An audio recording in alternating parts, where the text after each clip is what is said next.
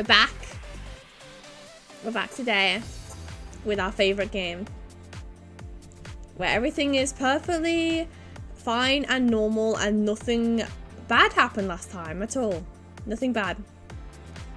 Absolutely nothing happened. Yeah, it's been a while.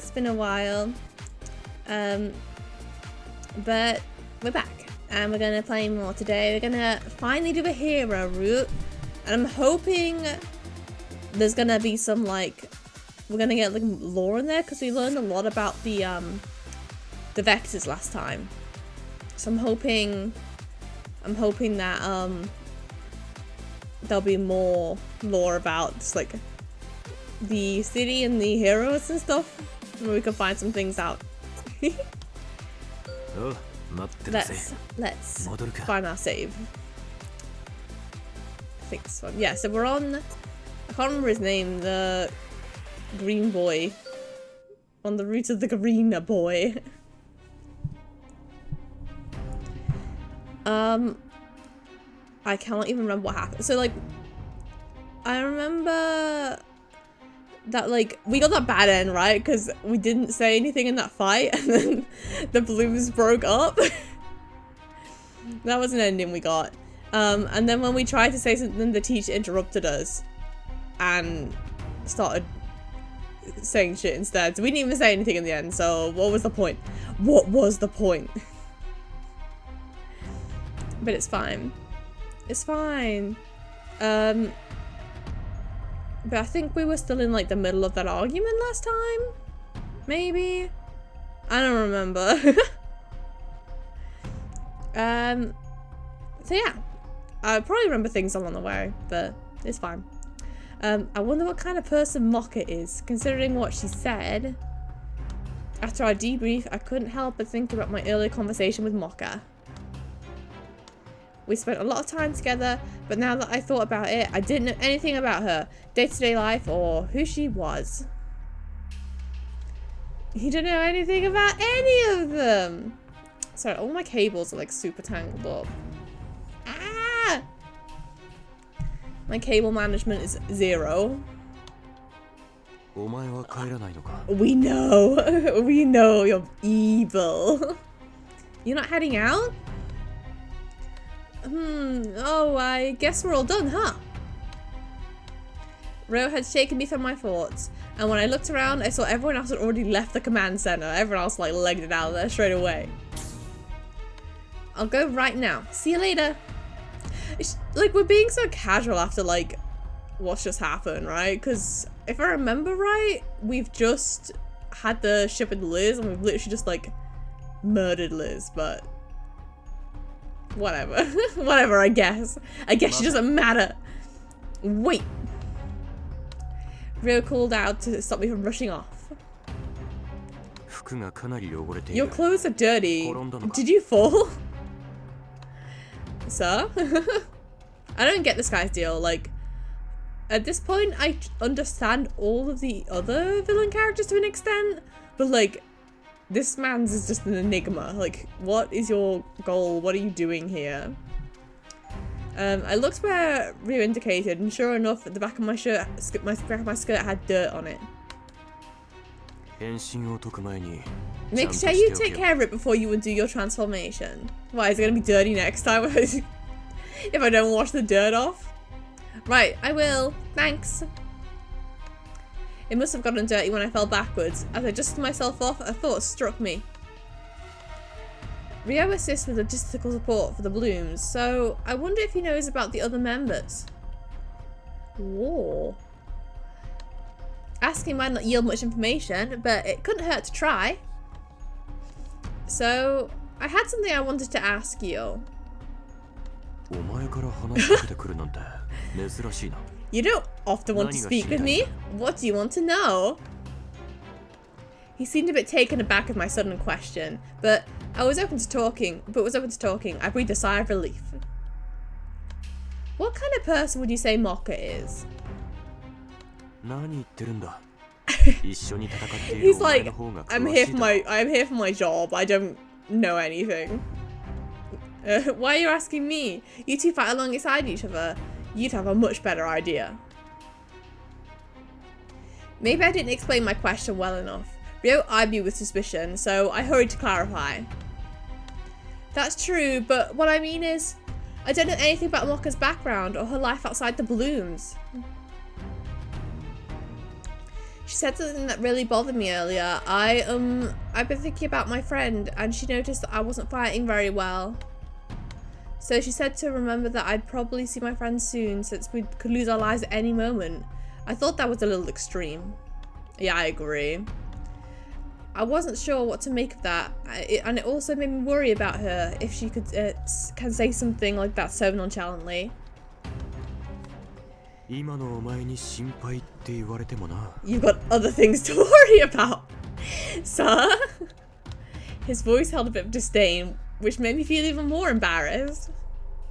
He's right, I had to pull myself together before I can worry about other people. I fell silent.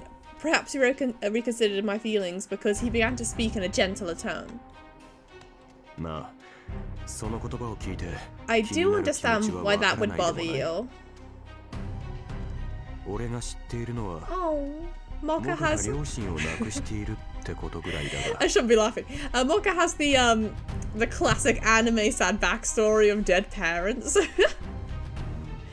Mocha is the trope. From what I know, both of Mocha's parents passed away. If what she said stems from losing her parents, I agree. It's a bit concerning. Do you know what happened? I was surprised by this revelation, but Ryo just shrugged in response. You don't care. Not really. You just ask her yourself. With that, Ryo went back to work, ending our conversation. But like Ryo pointed out, what if what Mocha said was related to her own experience? It was all the more worrying. Miss Mocha, what's going on in there? A few days later, we gathered in the command center after being informed of a unique mission that didn't involve the vectors. It was the first time I'd seen Mocha since that day, and I was still worried about her. My eyes kept drifting in her direction. I knew if I stared too long, she'd eventually notice. There's something on my face? Oh, no, there isn't. Banger OST is back. Well, good. Then what's with all the staring? I didn't realise I was. I tried to play it off, and I was thankfully saved by the commander entering the room. You know, I really didn't like him at first, but I really like the commander now. I think he's actually a good character. He's allowed. According to the commander, we had to go outside the theatre for today's mission. Unlike regular people, us Blooms could go outside the colony without a protective suit for a short time, as long as we were transformed. The higher-ups know that, so they ordered us to find where the vectors are entering the colony. That was our mission in a nutshell.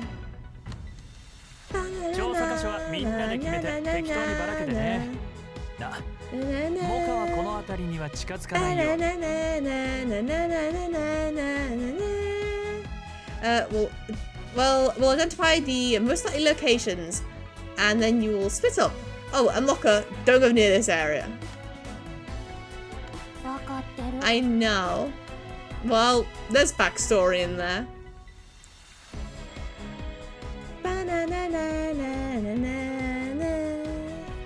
This OST is good. I have to turn my volume down though. It's too noisy in my ears. The commander then continued on, designating areas for our investigation. Mocha was the only person he gave special instruction to. I thought it was odd, but no one else seemed to mind. Hey, do you know why the commander said that thing to Mocha? There's backstory in there. I whispered my question to Senna, who was next to me. She looked a bit confused as she answered. You mean about avoiding that particular area? I do not know the reason, but Mocha has never been allowed to go there.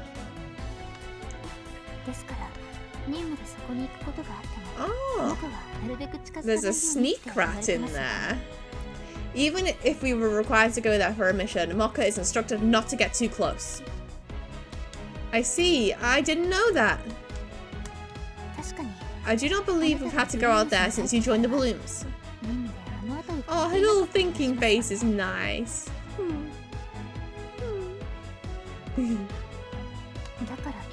Therefore, you had no reason to know. Why? Are you concerned about Mocha?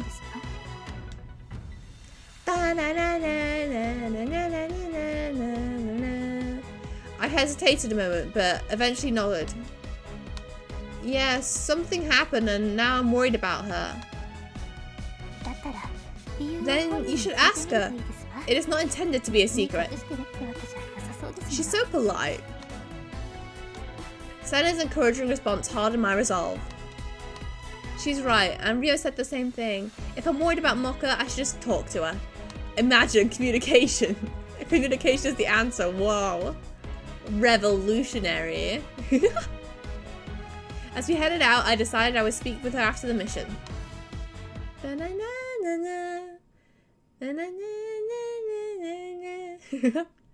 A few hours later, I finished investigating my assigned area and was about to return to the command center. Then I spotted someone near the outer wall. Ma'am? Oh, it's not ma'am. Not Moravia. It's rare for people to go out near the outer wall. Wait, is that Mocha? But she wasn't assigned to this area. And didn't the commander tell her to stay away from here? Mocha stood near the gate to the administrative district. She had a fierce look in her eyes and was staring at the gate as if she was facing a vicious foe. Why'd she go over there? She wasn't, when she wasn't supposed to. She's acting really strange, and she's looking pretty pale too. Hi, Celica, welcome to the stream. Hello. We're deep into the dating sim. We're deep in here. Oh God. Now there's a choice. Well, the game's been pushing me to speak to her, so I guess. Yeah, we picked the right answer. I couldn't just leave her over. Oh, I skipped over the dialogue like an idiot. It's fine. Hey, Mocha, are you alright? What are you doing here? Oh, that's right. This is part of your assigned area. You love dating sims? Yeah! This one, it's got like 2 routes in it. It's got like a hero one and a villain one. So we've already played one of the villain routes on stream, and we just got onto a hero one. Hold on, let me get the menu up. Yeah, we just got onto one of the heroes routes now. We've done 16% of the game. This is mad. A crazy amount in this game. But yeah, we're doing a hero route. We're on the cute green one's route. And next to me here is our good friend Liz, who was fine in the other routes, but Liz is dead in this route. Awful. Our good friend Liz. What are you doing here? Right, this is part of your assigned area. That's right, so what are you doing? Didn't the commander tell you not to come here? You don't look so good. Are you sure you're okay? I asked her out of concern, but Mocha rebuffs me. I love her outfit so much. I doubt, ma'am. I'm fine, same as always. You don't have to worry about me. Her tone was normal, but I could see how ashen she looks now that I was closer. There's backstory in there, let us in! But you really don't look well. It's impossible for me not to worry. You've got enough problems. Now's not the time to be getting worked up about others. Miss Mocha! That's a separate issue. Just because I'm dealing with something doesn't mean I'm not allowed to worry about anybody else. Mocha looked like she was in pain. I couldn't just leave her, but she simply laughed at my response. Miss Mocha! You're a real softie, aren't you? When you put it like that, it kind of makes me want to talk. I'm pulling out my gun. Miss Mocha, talk. Speak to us. Give us the backstory. Would you tell me why you're here? I didn't want to force her to explain, but like Senna said, Mocha wasn't trying to hide it. I don't mind. As you've already noticed, I'm not exactly at my best right now. Mams is strong and powerful. I came here because I need to overcome my trauma. Hi Chunky, welcome to the stream. We're back again. Back again with dating Simba. Back with Miss Mocha. Your trauma? Yeah, we're at a door, there's backstory in there. Yeah, this place brings me a lot of pain. It's a mental issue, because some bad stuff that happened in the past. Man, what happened to you? Who hurt you? Ever since then, whenever I come here, I start to feel like I can't breathe. That's why the commander told me to stay away. That's awful. Then why did you come back? She told you she wants to overcome her trauma. God. Then my question was the innocent one. Mocha's expression hardened. I have to go through there. I like a little pouty face though. I can't keep feeling this way, and there are things I have to find out. She's cute. I thought I'd give it a try since we were already out here, but I couldn't do it. Oh, I see. The thing you have to find out, it must be really important to you. It is. Oh, ma'am. Mocha replied curtly, then grew quiet. I guess she doesn't want to tell me anything more. Continually pressing her word would do nothing but satisfy my own selfish curiosity. How about we head back? I'm sure everyone else is finished and is already on their way. You're done too, right? She looks like a little bird. Yeah. I really love the like the stripes and the like quilted like tops of the sleeves. I think they're really a cute part of her design. They're nice. And the little hair ribbons in, like they've all got like one of the like something to match that motif. Like she's got those little hair ribbons and others have like necklaces and stuff. It's nice. It's nice. They're all matchy. And I finished up a long time ago. You are probably the last. You're slow, idiot. I guess I was going pretty slow. I was chilling. I was vibing. I made an effort to sound cheerful, and Mocha followed suit.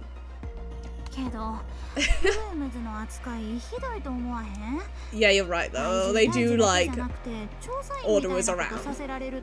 Hey, don't you think they treat us like dirt? First we gotta fight the vectors, and now they're making us do these investigations. Unbelievable. I'm like thinking, because like obviously when she speaks, she's got like a different accent to like the others, like a different like dialect of Japanese or whatever. I can't remember like the right word for it.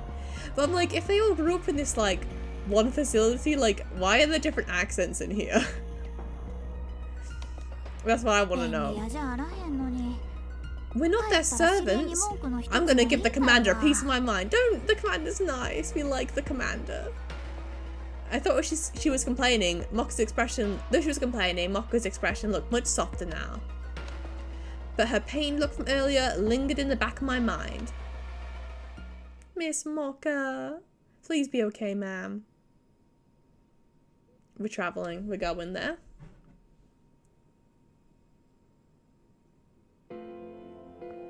Remembering to drink my tea while it's still warm today. A few days had passed since I last spoke to Mocha. We hadn't been summoned for any missions, and everyone whiled away the days in peace. At least that's how it seemed on the surface. However, an undercurrent of tension had remained ever since the Vectors attacked the academy. We have evacuation drills from time to time, so I assume no one's forgotten about the Vectors. I definitely hadn't, and it was because I was part of the Blooms, and it was because Liz was my best friend. Ah, Liz. break time is the absolute worst now. No. Lately, people are just asking about Liz made me feel uncomfortable, so I started leaving the classroom whenever break rolled around. The time we spent together had turned into nothing but sad memories. I miss Liz! It pained me to be at school. We used to have so much fun here, and every inch of the place reminded me of her. I'm sure Liz will be angry if she saw me now. She won't want me to remember her with such sadness. Miss Liz, I miss you! But maybe I'm thinking of these things just to make myself feel a little better. I know game's like, I don't think she want you to be sad, but here's all these like sad memories. I miss Liz. Like, she was such like a character on the other route, and now she's like dead straight away. Like, one thing that kind of like I don't get is why is it like saving Liz gets us the villain route, and then like letting her die gets us on the hero route? Like that seems a bit fucked up if you ask me. That's just my opinion. It was arrogant to assume that Liz would watch over me after what I did. No. The sorrier I was, the more guilt I felt over Liz. It was suffocating, crushing me under an immense weight. As my thoughts grew darker, I thought it'd be best to go someplace quiet to collect myself. I need a place I can relax during break. Maybe the library would be good. I hadn't been to the library in a while, and it seemed more crowded than usual. Could it be that everyone else is anxious too, and they're looking for a place to calm down? I looked around, noticing there were more people sitting alone at the desk than congregating with their friends. No one was paying attention to anyone else. I've heard that sometimes people feel more comfortable just focusing on themselves. I should grab a book to read and sit down. We'll just read. We'll be fine. A nonsense decision. Yeah, like, I think the main reason I did end up on the villain route for the first one was because I made all the choices to save Liz, right? I just want Liz. She's my friend. This gives you like memories of like, if you have ever seen Gekko Shoujo Nozaki-kun, there's that one episode where they play a dating sim and they end up like, the character that like helps the main character, his like friend, they're like, Tomoda! And they like want him to be happy, and they start playing through the game to find Tomoda a girlfriend. It's very funny. I love it. They're like more in like love with the friend character than any of like the dateable characters. It's a good. What do I do now? I found a book I wanted to read, but there wasn't anywhere to sit because so many people were in the library. I looked around, feeling lost. After pacing back and forth a little, I gave up on finding a seat. Alright, I can sit at a desk. Let's see if there are any chairs between the bookshelves. I'd imagine that these would be open. I leaned against a nearby bookshelf and peered into the aisle. At that exact moment, I actually genuinely love how many anime tropes are in this game. Sometimes you gotta go back to the basics, and that's the classic anime trope. At that exact moment, I bumped into someone who was walking out and smacked my back into the shelf. There's a boy in there! I'm sorry! I apologised and looked up to find Mihaya Araki, a first-year student. Didn't I bump into him just the other day? I thought back, and yep, something like this happened at the academy's entrance a little bit ago. He didn't say anything. Maybe I should apologise again. He might think I'm rude because I bumped into him multiple times. No, he probably just thinks you're clumsy. Just as I opened my mouth to speak, Mihaya's gaze shifted above my head. I knew that would happen. I like this CG. The CG is nice. Oh. When Mihaya whispered that, I realised a book had fallen off the shelf. He knew it was going to happen, so perhaps the book was already close to the edge, and my bumping into the shelf was the final push, so to speak. He noticed it falling and caught it. I was going to thank him after I realised what he'd done for me, but he mumbled something before I could. Klutz! I knew it. What? What he said didn't compute for a moment as I stood in a daze and Mihaya just walked off somewhere else. King? Did he just call me what I think he did?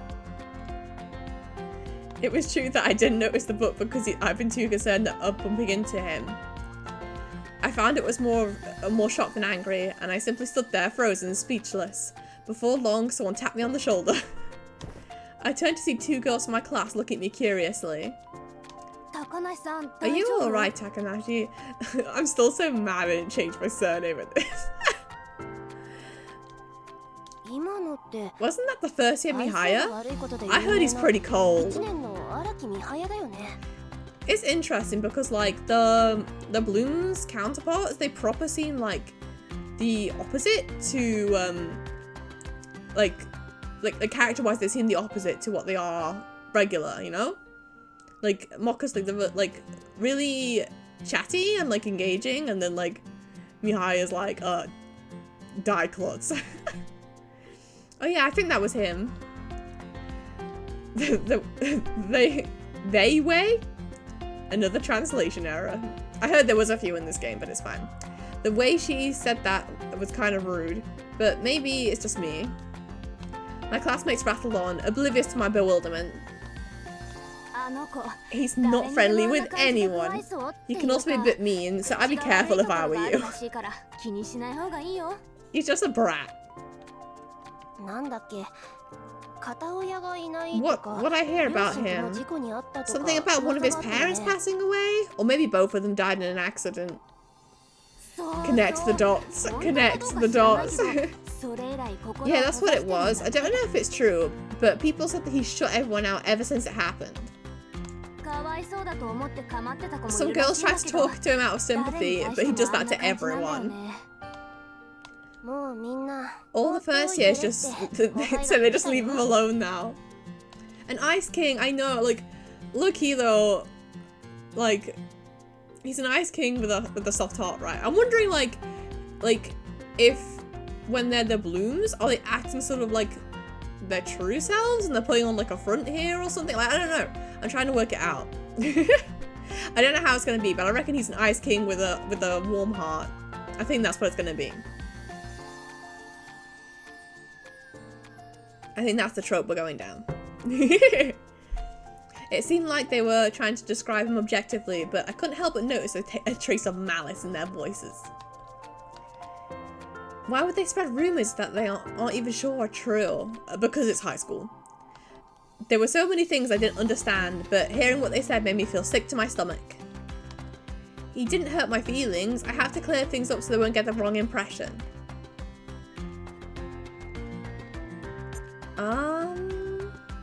He's not a bad person.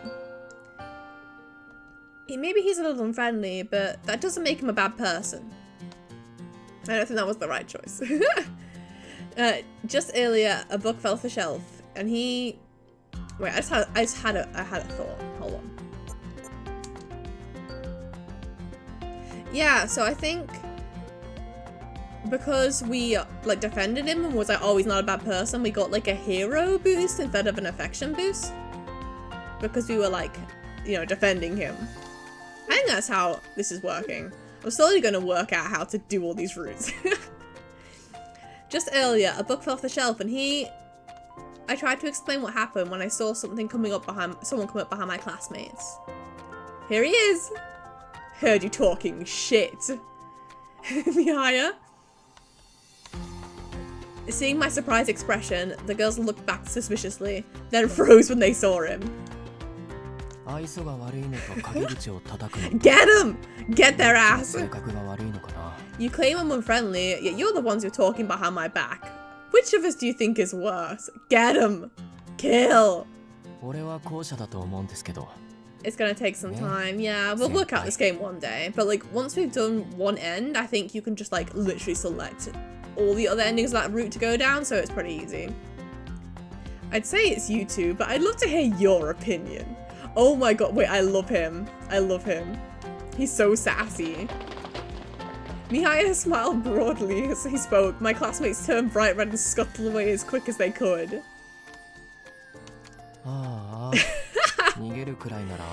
If they can't say it to my face, they shouldn't have said it in the first place. Cowards! Wow, that took guts. I like this guy. He is good. He's cool, actually. He heard someone talking about him behind his back, so he just told them off. Not everyone could do that. I was so impressed that I couldn't help but talk to him about the incident. Did you know those girls? They're in my class, so they're in a different grade than you, but they seem to know a lot about you.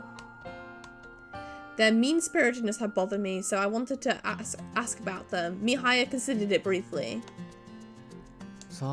He's just a pouty little guy. No clue. A lot of the girls are like that, and I can't remember them at all. Spice King the Sass, yes. He is a sassy little man. We love him. We do love a sassy king. What do you mean?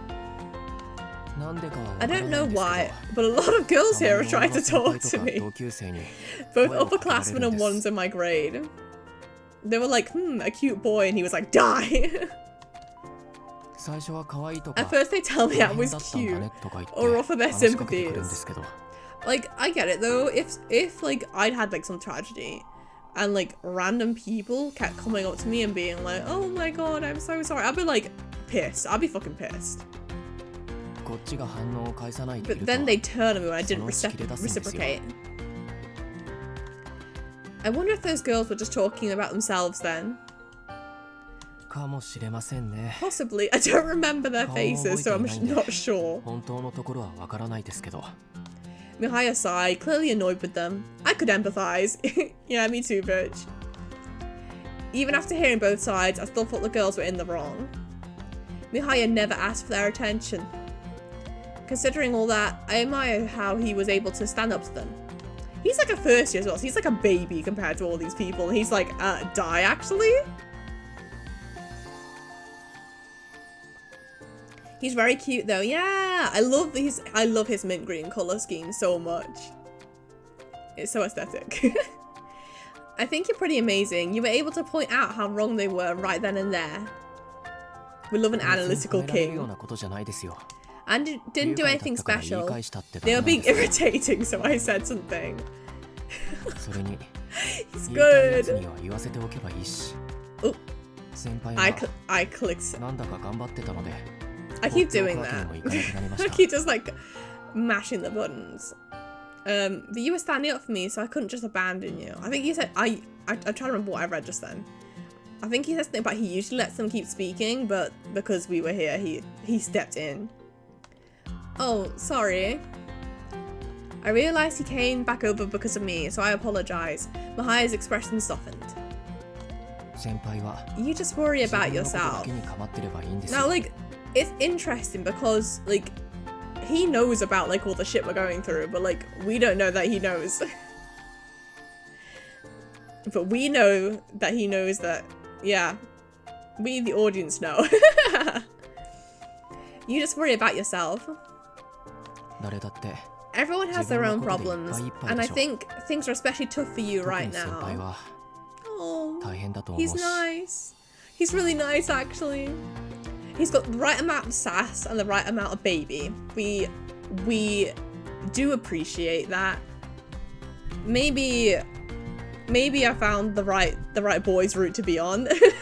No more comments at this time. I couldn't just stand by. You didn't do anything wrong.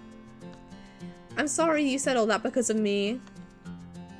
Why are you apologizing? You didn't do anything wrong either. You really are a softie. There is make the connection. Make the connection. No, it's not that. A strange sensation of deja vu came over me. Did it? You know, it's like I've had this conversation before. I tried to remember, but I was drawing a blank. So I turned my attention back to thanking Mihaya. Thanks for protecting me from that falling book earlier. Ignoring the fact that he called me a klutz, he did help me. You helped me out, so I didn't want them to misunderstand what happened. I thought I should clarify that. I understand your logic. Logic boy. Oh my god, we love a king who doesn't give a shit.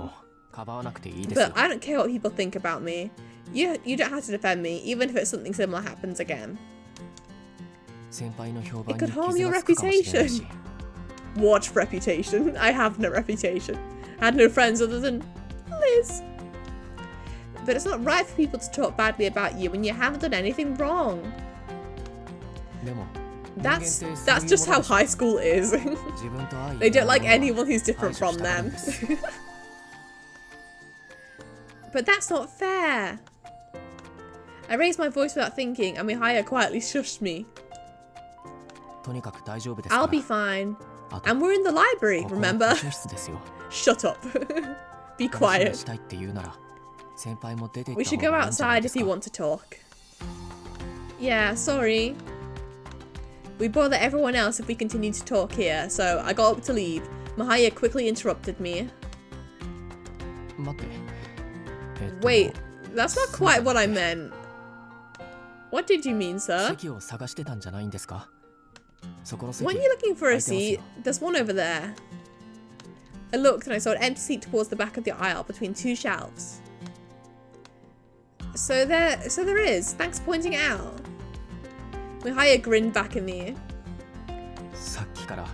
It feels like what you've been saying is thank you or sorry. Because I have been saying that. I guess so. Sorry. I said it again.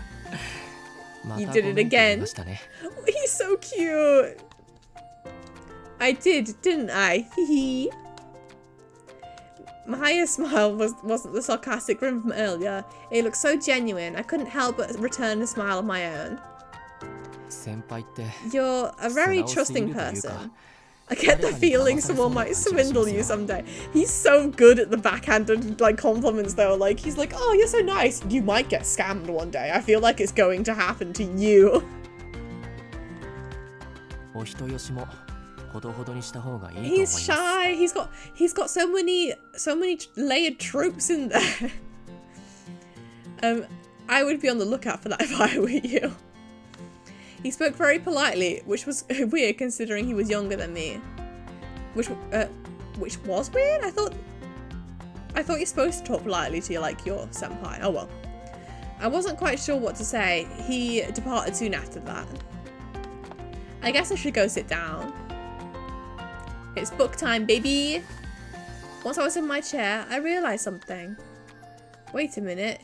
Mihaya came out of this aisle. Was he sitting here? I looked everywhere and couldn't find a single seat. I was positive I'd checked this aisle as well. Maybe Mihaya noticed me and gave me a seat.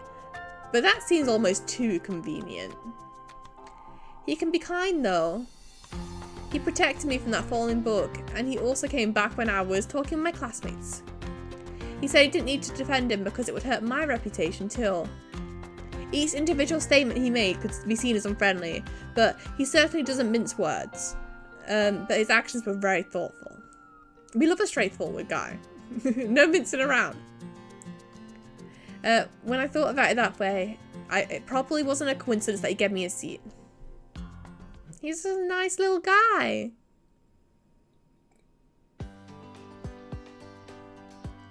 That night, it was time to email our uncle again. I wrote to Uncle Yashima as part of my nightly routine, and I thought over all that happened today.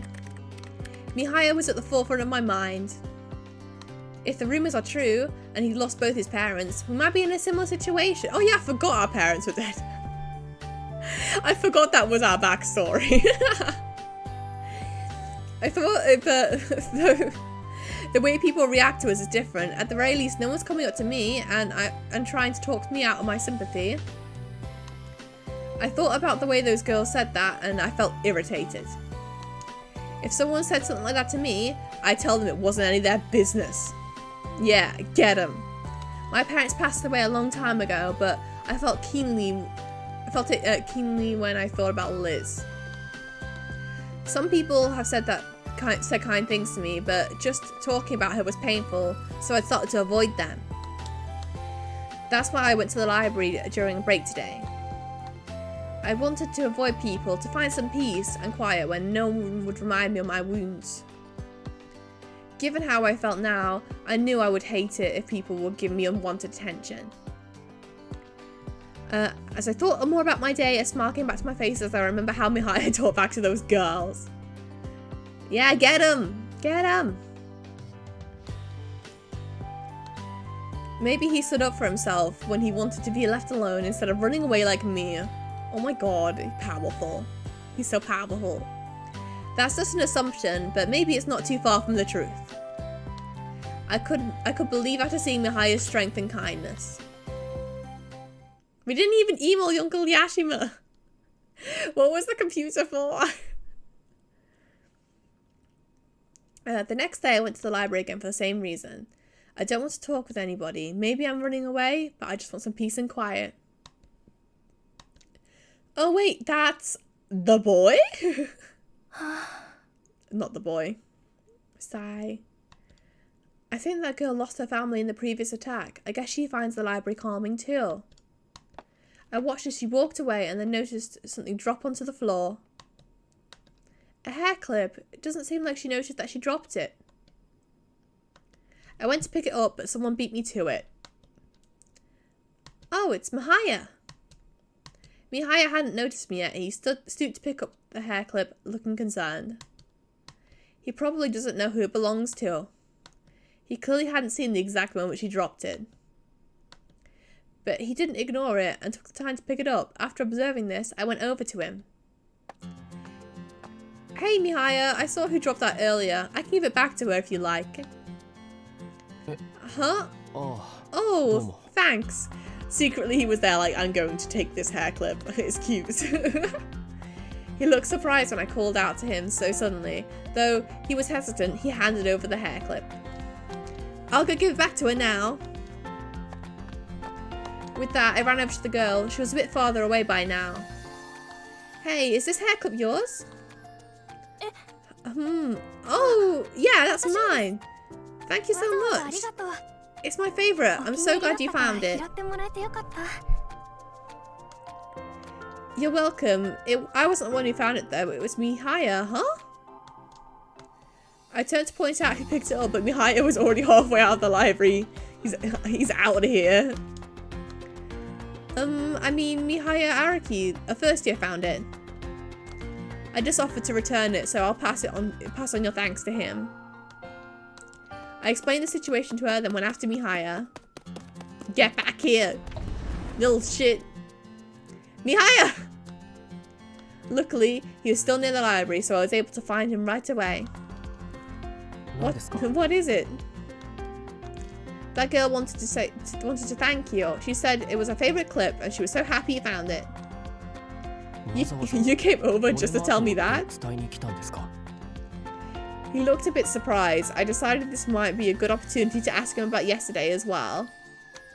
Well, partly, I also wanted to ask, you remember how you pointed out that seat to me yesterday?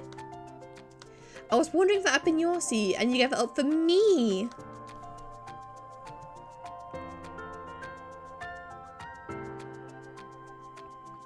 I will finish this tea while it's warm. My goal. My voice was timid as I asked, and Mihaya awkwardly looked away from me. I wasn't trying to be considerate. I love him, he's a little shit. You were just going so slow, I couldn't bear to watch, that's all. Oh my god, he's a little bit tsundere as well.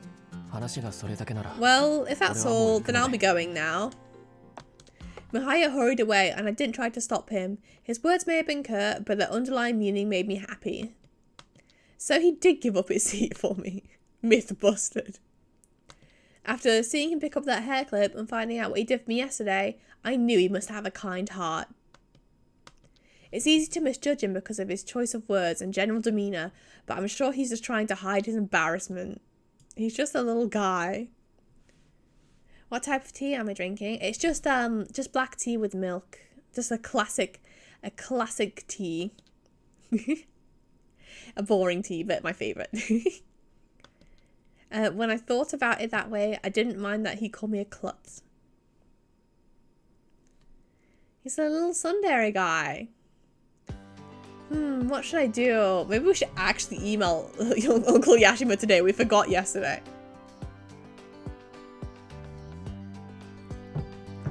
I returned to the dorm that night and waffled over an idea I'd had. I want to thank Mihaya, but he might find that annoying. I thought about it. I found it strange that I was trying to get to know Mihaya when he actively avoided people. Maybe it's because we both lost our parents. I'm feeling some kind of affinity towards him, but that's what. I wondered if I was any different from the people who talked to him because they felt sorry for him. Oh, that's a good point actually. But when I seriously thought about it, I realised I simply wanted to talk to him as a person. I guess that'd be okay to try, right? I keep looking at the pillows on the bed and they really remind me of mochi. I'm like, tasty. I want to eat them. But I still wasn't confident, so I decided to ask Uncle Yashima for advice. We're actually writing him an email today. Oh, we don't get to read it anymore. Uncle Yashima doesn't matter in this route. Okay, Sen, now I should probably get things ready. After sending the message to Uncle Yashima, I left my room to prepare a little surprise I come up with. Ooh, what we got for him? Huh, he responded already? I returned to my room after a little while to find a new mail icon popped up on the computer screen. I eagerly checked it. Sure enough, Uncle Yashima had written me back. He probably responded so fast because I needed his advice. I stilled my nerves and I started to read the message. He began with his usual greetings. You seem to be doing well. I was relieved when I saw you asking for advice. Like, I don't know what to feel about him because I'm kind of like sus of him, but also like, he's a nice uncle. It sounds to me like you found someone you truly want to talk to.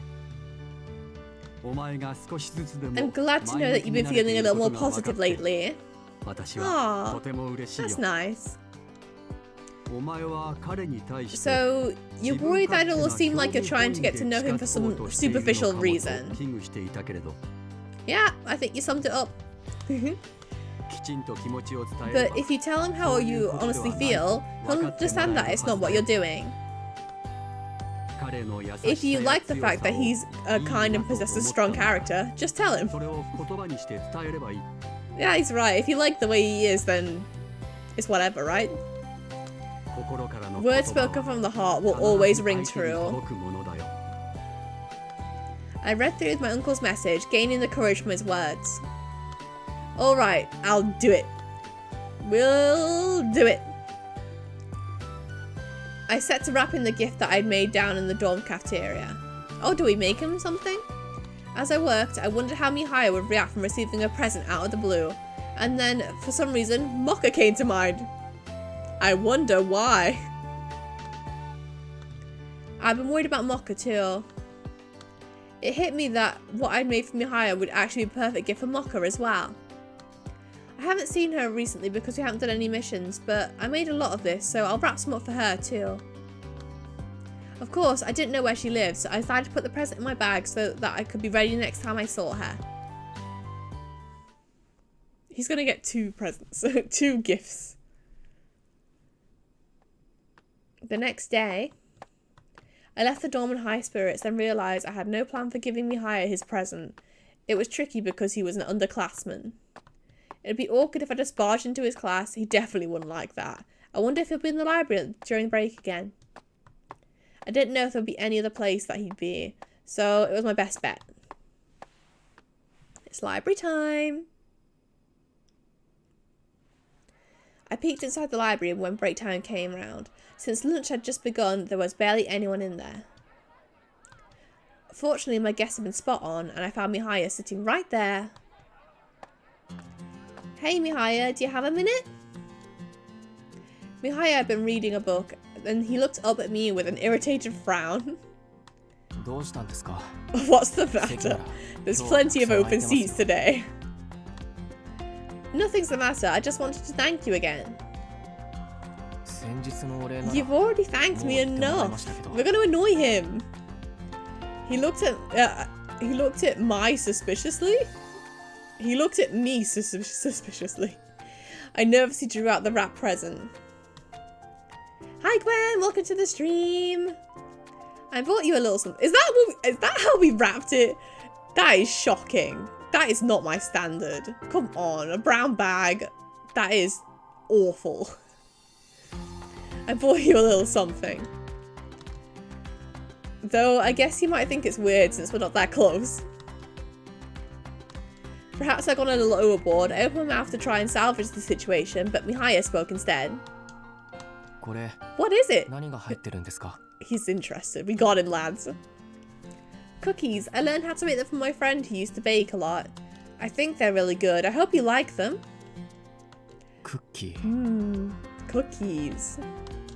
Cookies, you say? I couldn't tell whether he liked them or not. My nerves were on edge as he stood up. You don't like them? I guess homemade cookies are a bit too much. Come on. We can't eat food in the library. God. What? Let's go outside. Mihaya didn't say anything more and just walked out. I had no choice but to follow him. Yeah, we can't eat cookies in the library. We'll get crummies in the book. Honestly. He brought me to the roof. So, why'd we come out here? You brought food into the library.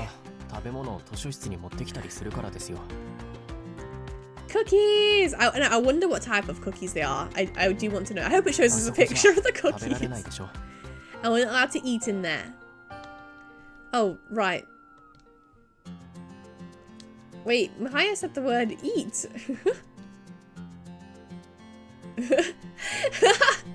Anime Homer Simpson. No, he has donuts. It's different. Does that mean he's going to eat them right away? The whole exchange took me by surprise. I watched as Mihaya sat down on an open bench. Alright, let's try these. Is he gonna give like a fucking food critic review on these cookies? Like, is he gonna tear us to shreds? I really hope he does. I really, really hope he does. Mihaya opened the wrapping and began to eat a cookie. I plopped down next to him on the bench. What do you think?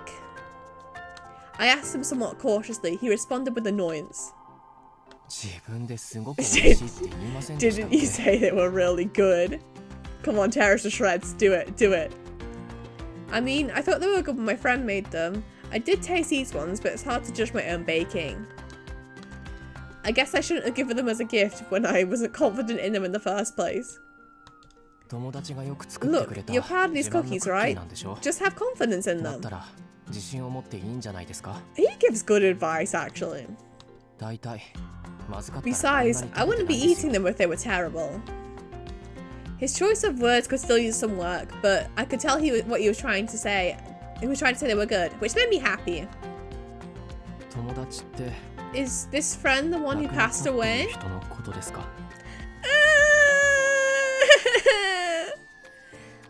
I miss you, Liz. I remember that I talked to him in the library right after the attack. My chest began to ache when I thought about it, but Mihaya had said some kind things to me at the time as well. That's right, back then Mihaya had gone through something similar. After remembering that, I figured I could talk to him about Liz. Yeah, her name was Liz, and she was my best friend. She gave me this recipe. Oh, that's cute. I know. I'm forever pouring one out for Liz. I miss her so much. Liz, come back.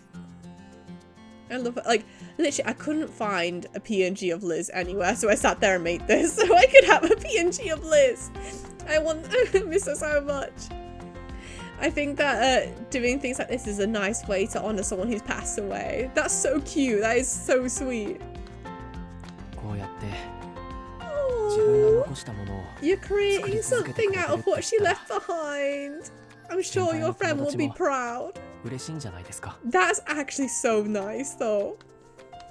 I hope so. I couldn't believe Liz would still like me after what I did to her. but hearing those words made me want to believe it was possible. I won't ask for her forgiveness, but I hope it would have made her happy to know I'm cherishing what she left behind. I'm like tearing up a little bit, like this is getting me a bit emotional. No Pingy, I know. I've not been able to find any Liz fan art either. Like who does not like Liz out there? Like criminals. We need to start the Liz fan base right now. Right now. I grew quiet, lost in my thoughts. Mihaya began talking again, his voice tinged with concern. By the way, are you not eating lunch? Then again, I guess I haven't had anything either. I just got the impression you were never the type to veer from your schedule. Something about the way he said it sounded a bit like an insult, but I decided to leave it for now.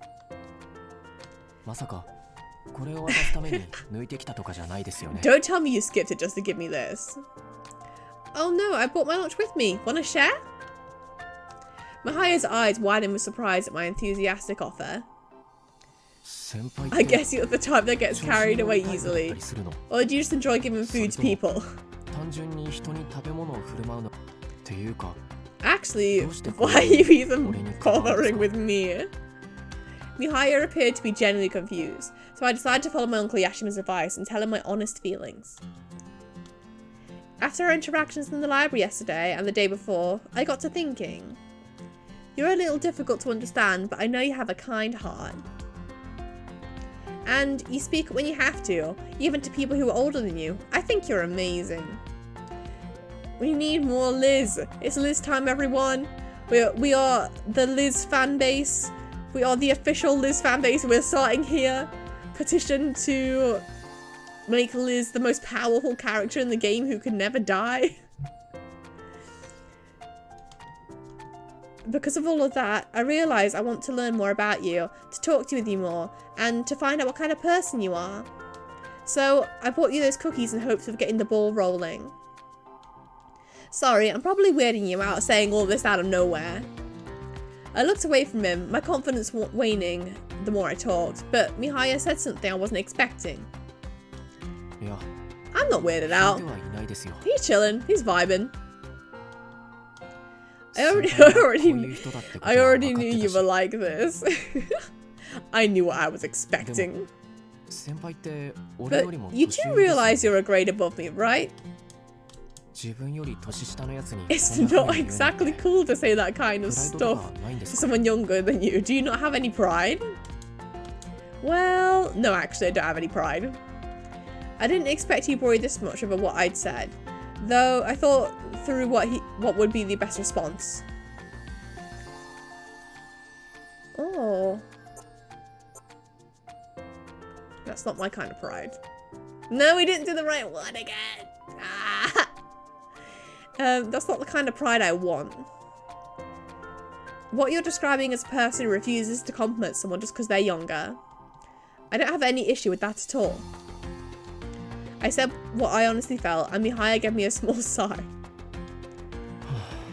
You really are direct, says you. Or maybe more carefree and perhaps a bit naive. He is so savage. You're veering into insulting territory. I meant it more as a compliment. Sir, please. He grinned and I knew there was no way I could be mad at him. Oh my god. He's so savage, like on accident. After a brief silence, Mihaya continued. So, is it really okay if we split that? He's hungry. Huh? Your lunch. You asked me if I wanted to share. Yes, of course. Let's do it. I brandished my lunchbox with enthusiasm and laid everything out in front of Mihaya. Oh, that's cute. That's so cute. That's a lot of food. And you have 2 pairs of chopsticks? Don't tell me this was your plan all along. Ha ha ha. You fell for it. What? No, it totally just ended up that way. if he didn't take the cookies, I wouldn't have bought this all out. まさか流れにならなかったら So you're saying you wouldn't be in all of this if I hadn't accepted? It's cute! I like them, they're nice. They're warm and cozy. This is such a different vibe to the villain route, you know? Well, sure, I think I could eat all this much by myself. But maybe it's a little much. That is so valid. Just eat all of the food. Eat all of the food! I mumbled that last part to myself and Mihaya burst out laughing.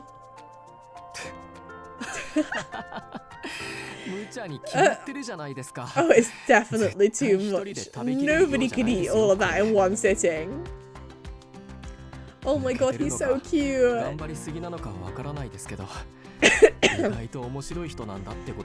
don't know if you just don't think things through or it's overly enthusiastic, but I do know that you're funny. You're a funny little guy. It actually makes me feel like you're not older at all. Just because someone's older does not mean they're more grown up. That's a fact. That one doesn't feel like a compliment. I was skeptical, but Mihaya shook his head. No, it is. I mean, you're easy to talk to. I'd actually like it if we could be friends. I don't think people should let things like age get in the way. That's wise. That is beyond his years, because like when you're in school, right, you feel trapped in your year. You're like, oh my god, I can't speak to the older kids because they're older and scary. But he's just like, fuck it, I'm being your friend. Valid. And I assume you don't think that matters either, right? Yeah, age ain't nothing but a number to me. Well, good. Ah, wait a minute.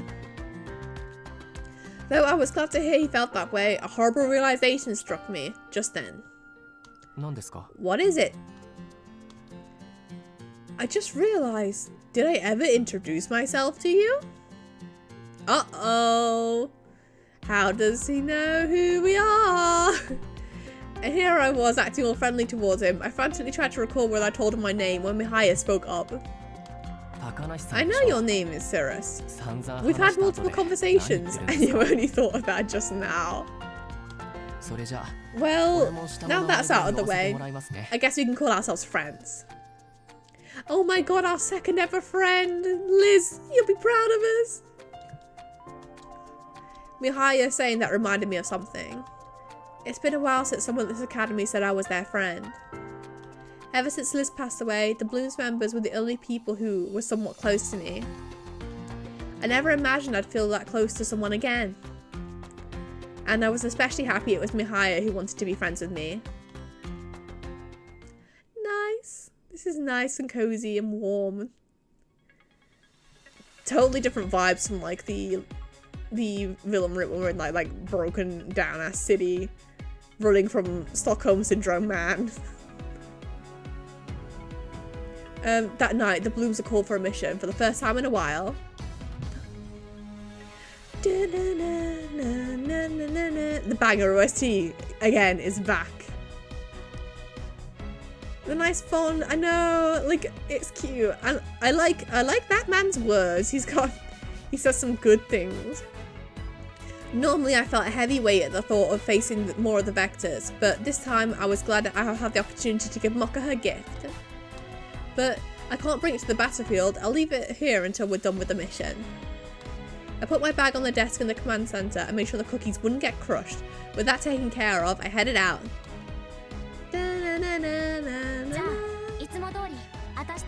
Oh, Kaori, it's been a while. I miss you. Now then, per usual, Haruka and I will be on the front lines. The three of you are on support. Understood. Roger that. You can count on me. Hold up. I'll fight on the front lines too. All she can do is punch. All she can do is punch. Ba-na-na-na-na. Are you sure? Everyone's eyes snap towards Mokka. Yeah, I think I can handle it. So, you feel comfortable fighting vectors now? Since we found out that the Vectors were originally humans, Mokka hadn't been too keen on fighting them, though I've been even more hesitant. I wouldn't say comfortable, but I can manage it today. She's filled with the power of cookies and a whole ass lunchbox. It's not fair to keep making you to do all the fighting. I had no clue what caused this change of heart, but Mokka seemed to be fired up today. Mokka's really going for it. I should be more proactive too.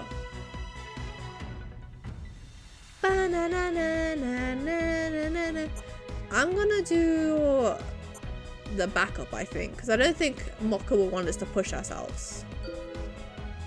I can't remember what that colour means. Hold on. Let's check our status. Where are we at?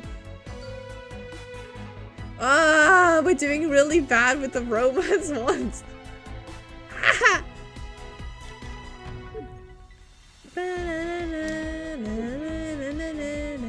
Though Mokka had inspired me, it still felt too early to be jumping headfirst into battle. I don't want to cause trouble for the others in that case. If Mokka's going to the front lines, then I'll do my best to provide support. Come over here and I'll cast Augment on you. Mokka nodded happily at my suggestion. Thanks, if you please. She's so cute!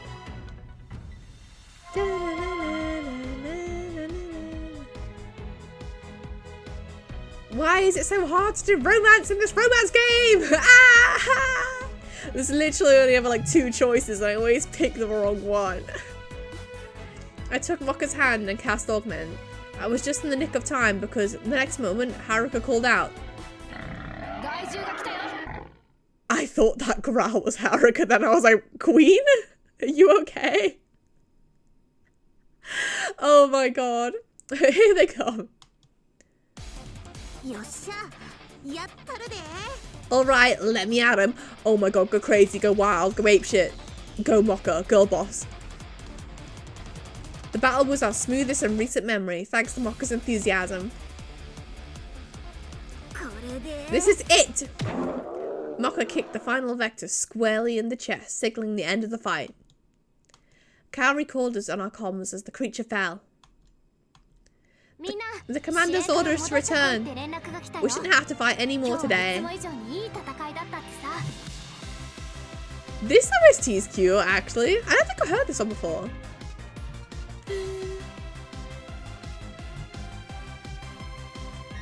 Mokka's going crazy. We couldn't have done it without you, Mokka. You were a great big help. I was in better form than usual, wasn't I? Guess it's all thanks to you. Thanks to the power of cookies. Me? I thought she'd say something about how I provided support during the battle, but Mokka hesitated for some reason. Yeah, well, I was gonna say, I can't speak. Let's try this again.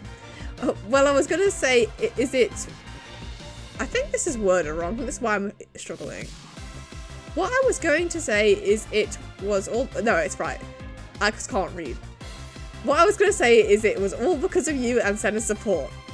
There we go. I did it. So thanks for that. No worries, you helped us out a lot. Sometimes with the way that the lines are broken up in this game, I'm like, my brain stops working. Indeed, seeing you work so fervently? Why do dating sims always have words I don't know in them? Seeing you work so fervently made me feel even more motivated to give it my all. Our conversation then turned to what issues from today's mission we could work on, and I soon forgot about my feelings that something was off with Mokka.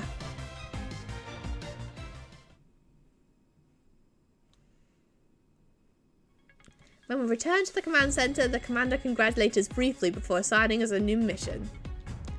He told us that the order came from the higher-ups, and we were to patrol the outer wall daily, even on days when the vectors didn't appear. So we get, what you're saying is, we get to see Mokka every day? Seriously, what kind of order is that? It's a pain is what it is. So, is their plan to simply overwork us? Ugh, for real, I'm bushed. Does that mean we're supposed to do it after this meeting? We all began to complain and express our concerns, and the commander fervently shook his head. No, not right away. The patrols will happen during the day. And I agree. I also felt having all of your daily patrols was excessive, so I negotiated with them. I like the commander, he's nice. Oh, we'll go in pairs? Who could have seen it coming? You'll have to go in pairs on a rotation, and also Rio and I are doing. Oh, cute. Rio and I are doing it as well. There'll be 7 of us in total, so that means you'll be on duty once every 3 or 4 days. The commander spoke at light speed, probably because he didn't want to give us room to interject. We all give him cold stares in return. No, don't be like that. He tried his best. Once every few days is still too much. And even if you and Rio participate, you're both non-combatants. You'll just get in the way if any vectors appear. We have our superpowers, but it's not like we're professionals at this sort of thing. We don't know what to look out for. Patrolling isn't that difficult. You just need to keep an eye out for any damage on the outer wall. They have to go around in little spacesuits. You'll gather all the info, and then Rio and I will figure out the vector's routes. That's why we're accompanying you. If you're doing all the analysis, there's no need for us to patrol. You do it all. The higher-ups wanted the balloons to do it, so you could dispose of any vectors that may appear. The commander's tone had been gentle so far, but his expression now turned serious. Unfortunately, this is an order. You'll have to follow it. Boo! Boo!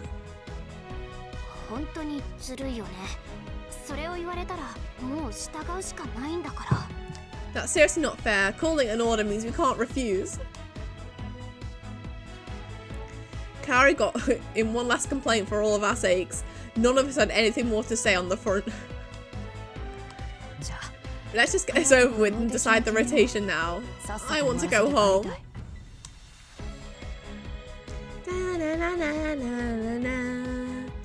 We all felt the same, so we quickly settled on our teams. The shocking revelation of I'm going to be with Mokka. So, we're done here, right? Yep, good work everyone. I could fall asleep right now. Yawn! Meeting adjourned, I rushed to stop Mokka as everyone else is leaving the room. Wait, Mokka, there's something I need to give you. Give me? What is it? It's a gift. I saw how much pain you were in the other day, so I was hoping this might cheer you up a bit. I hope you like it. Mokka froze for a brief moment when she saw the wrapped gift. Time to relax. She's trying to give me a sugar high or something. A cute yawn. Yeah. She's trying to give me a sugar high. Mokka's like, this is so many biscuits. I can't hold all these biscuits in my hands. Huh? I thought she said something, but Mokka acted like nothing was wrong. I don't care about what happened the other day, but I'm also not one to turn down a gift. I like sweets just fine. I'll eat them since you went to the trouble of making them. Oh, good. Wait, we didn't tell Mokka that we'd baked them. I tried to remember if I told her the gift was cookies, but Mokka was acting like her usual self. Mokka, you're slipping up. I was just glad she accepted the gift, so I waved the suspicions away.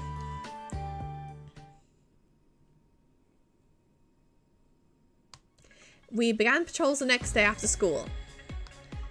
I'd be going on the 3rd rotation along with Rio. Oh, okay. We're not with Mokka. Surprising. When the day came, we made our way to start at the point on the outer wall. We're to focus our investigation in low-risk areas since neither of us are particularly adept in combat. As we discussed in the meeting, if we see any vectors, use your comm to contact everyone right away. You don't have to fight until they arrive. Ryo, what's your deal? I don't understand you. I don't understand you. And if you spot anything on the outer wall, note it down, then report it. You're not to transform while on patrol. Because someone could see me. Correct. The Blooms have more missions during the day now, and we still want to keep the group confidential. Your Bloom's outfits aren't exactly subtle. This area is pretty deserted, but someone would definitely notice you if they came by. We can get started if you don't have any other questions. Nope, all good. Wait, you're going that way? Rose started walking the opposite direction from me. We'll never finish if we stay together. It'll be more efficient to split up. What are you going to do when we split up, Ryo? I'm kind of sus. Contact me immediately if you find anything. You've got my number, don't you? Ah, yes I do. And there he goes. Ryo just communicated the bare minimum and took off without waiting for my reply. This way might be more efficient, but he doesn't have any superpowers. Is he going to be safe? Ryo told me I didn't have to fight, and that also meant there was a chance we could run into Vectus on this patrol. He was unarmed, so I was worried about him going alone. That said, I was an adult, so I doubted he was an adult, so I doubt he would do anything rash, and I decided to get on my work. Like, the thing is, Ryo is, like, he's obviously sus, but, like, I don't know what his deal is, because even on, like, the villain route, like, I don't get what his deal was with the villains. Because he didn't seem to be, like, particularly supportive of them. Like, I have a feeling he has more to do with, Uncle Yashima than he does with, like, the Vectors. So maybe he's, like, a lab baby? I don't know. He's a lab boy. I just need to worry about myself. Given how I couldn't fight like I used to, I'd probably be the one in great danger if a Vector were to appear. I took out my comm and checked that it had Ryo's number before starting my patrol.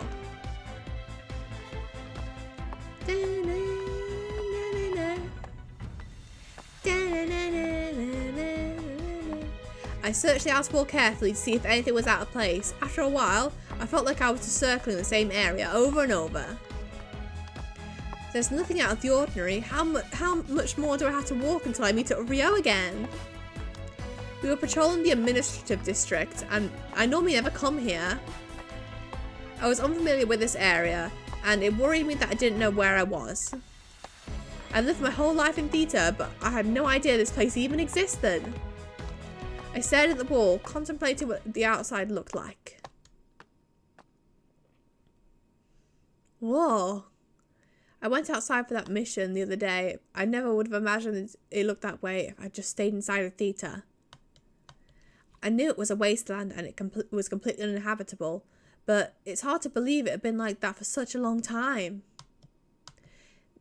Is the whole world like that? Maybe if you went far enough it'd be different. Spooky. At that point, I realised I stopped walking. I hurried to pick up the pace as I resumed checking for cracks. Part of my mind continued thinking about the outside as I inspected the wall. Theatre used to feel like the entire world to me, but that's not true at all. The outside must be exceptionally bigger than here. So much happened in such a short amount of time. I never used to doubt my world, but it feels like it's constantly changing now. Much like how I found out Vectors were originally people, there could be some other unpleasant truths that thrust upon me in the future. I nearly stopped walking again, then I caught a sight of something at the corner of my eye. Huh? Is that someone lying on the ground? As I ran over to them, I got a strange sense that something like this had happened before. What's outside the wall? It's we saw it on the last route. It's basically the outside world is uninhabitable. I can't remember why now. I think it's just because, you know, the usual shit they say in these things, global warming. But so like they made these bubbles to live in, like these like artificial environments that were safe for people to live in. And that's what we're in now. So we're in like that big, like a big place with like walls and like sections in. And like outside is where the vectors come from. And it's like anyone who's like a regular person has to wear like a suit to go outside, like a breathing suit. Kind of like when you go diving, you have to wear like a special suit. But like the vectors can go out there just fine, and then also the transformed blooms can go outside as well and be okay.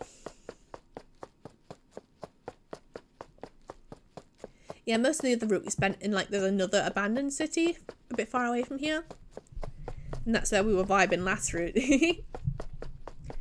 Someone was on the ground near the gate that led outside a theatre. I drew closer and saw the person was wearing the uniform from my academy. In fact, it was someone I knew very well. Mihaya, are you okay? You're... I'm alright. I just felt a bit dizzy. But why? I froze right as I was about to lend him a hand. This has definitely happened before. Talk about deja vu. What are you doing here? Oh right, the patrol. You fucked up. You just messed up, sir.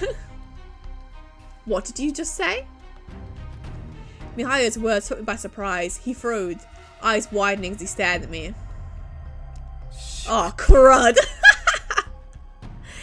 That single word connected all the dots to me. Mock was also in pain at this exact location, and then there was her reaction when I gave her the cookies. It's all connected. It's all connected!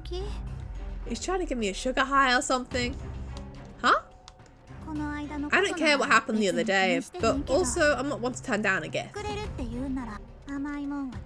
like sweets just fine. I'll eat them since you went into trouble making them. You done fucked it, lad. Their backgrounds have a lot in common too. They both lost their parents, so if that's the case... Are you Mocha? My voice was filled with uncertainty, but Mihaya just nodded as if he'd given up. I didn't want you to know, but yes, I am. It's classified, however, so can you keep it a secret? All this information crashed into me like a wave. I hope Mihaya would forgive a little surprise shouting on my part. What? Wait, slow down. I cannot process all that. So you turn into a girl? Or is it the other way around? Yeah, it's like, oh my god, it cannot be. We are so shocked and surprised. We never would have worked that out. No, I'm a guy. I transform into Mocha. He transes his genders. He answered calmly, but I still didn't fully understand the situation. I'm having a hard time believing this. I didn't really think that could happen. It's just so surprising. You're the one who asked me, and why is it surprising? You have superpowers too. Ah, you're totally right.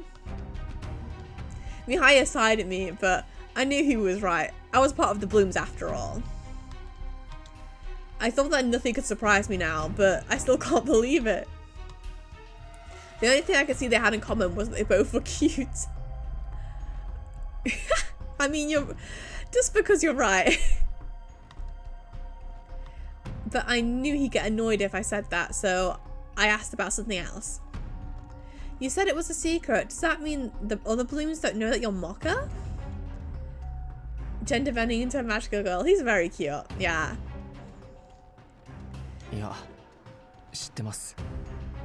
He's cute in both forms, I think. No, they know. What I wanted to keep secret was the fact that you found out. Everyone else has managed to keep their identities under wraps. Based on that, I figured the other members had alternate identities as well, but I didn't press on the matter since he said they were secret. Alright, I won't tell anyone, but can I just ask one thing? Why are you keeping it from me? Is it because my appearance doesn't really change when I transform? I tried to avoid that issue as much as possible, but my curiosity was too great.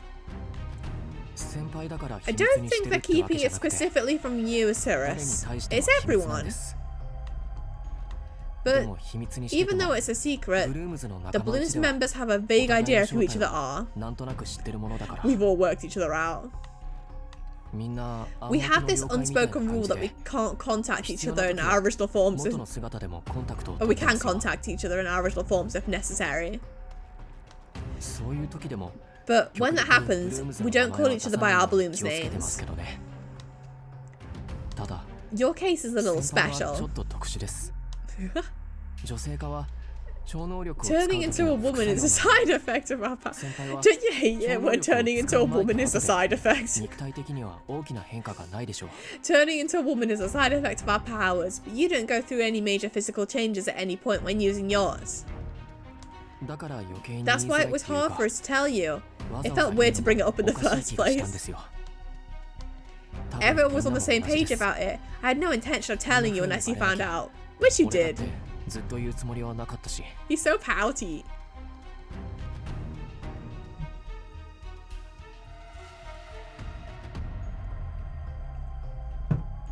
I suppose if everyone else was actually a boy, then it would be difficult to talk to me about it since I didn't change genders. I understand. I won't ask you about it anymore. I think that'll be for the best for the both of us. Mihaya and Mocha are the same person. Now that I knew that, there was something else I had to ask. Poor lad, lol. He's going through it. He's really going through it. Mihaya, have you come here to try and overcome your trauma, like when you were Mocha? It looks like you're in a lot of pain. Why are you forcing yourself to do this? He was still in his uniform, so I imagine he'd been coming here after school ends. What would drive him to come to a place that brought him so much pain? You don't have to answer if you don't want to, but I'm worried about you. I tried to be as sensitive as I could, but Mihaya began talking openly, as if he decided to quit hiding it. Well, I suppose I understand. You saw me doing the same thing when I was Mocha, so it's no wonder you'd be concerned. He's so cute. I already told you that I wanted to overcome my past trauma. Yes. And all this stems from losing my parents. His sad anime backstory. No! Do you seriously want to know all this? I don't think it'll be very interesting for you. Though he seemed skeptical, something about his tone told me he wanted me to listen. And after finding out that Mihaya and Mocha were the same, I knew that meant the rumours were true and he'd lost his parents. I'd like to hear them, if you're okay with it. Mihaya took a deep breath and when he heard my reply. My parents were both journalists. I didn't really understand what they did for their job when I was a little kid. Yes, I love Magical Girl Ore. Magical Girl Ore is so good. That's taste right there. But yeah, it is the same thing, like when she transforms, she's like, I'm gonna be a cute girl, and she's just this like a massive buff lad. Yeah. It's the best. But I remember they became interested in what lay outside theatre and started researching it. Outside theatre, it hit me that I'd been thinking about the exact same thing earlier, and I couldn't help but let out a little gasp. That's right. There are a lot of researchers who are interested on the outside. But some journalists are as well. Except a person needs permission from the higher-ups to leave theatre, and they need appropriate equipment.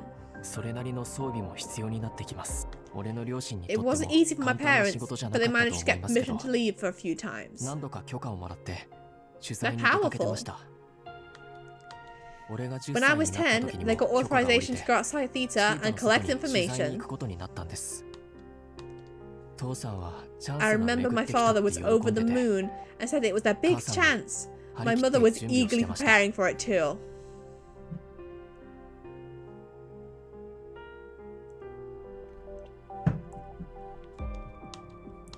Seeing how excited they were when I maybe want to go with them. Oh, he was a little baby man.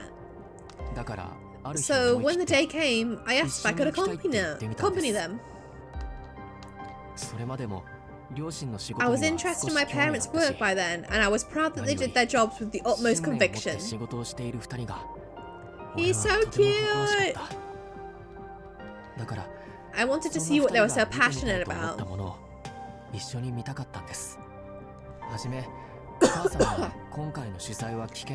My mother refused at first, saying it was too dangerous, but my father was so happy.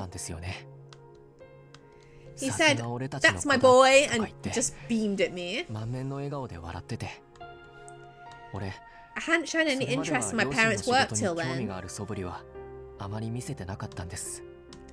I was embarrassed to admit it, but at the time, and so naturally I couldn't say how much I respected them either. Little baby man. It was the first time I'd ever said anything like that, which just made my father all the more proud. He was so happy, and my mother couldn't stop from agreeing to let me come. She said okay in the end. But I never imagined it'd go the way it did. Uh-oh. Uh-oh! A terrible feeling of dread grew in the pit of my stomach. I could already see where the story was going. Something happened when the three of you went out. My mother's protective suit malfunctioned. He's such a little baby man. Little baby man. Baby man. My mother's protective suit malfunctioned. We'd been outside the theatre for a while, and her suit wasn't working right. She ended up breathing in some of the polluted air. My father managed to save me, and he called for rescue, but... Mihaya, it's alright. I understand. You don't need to continue.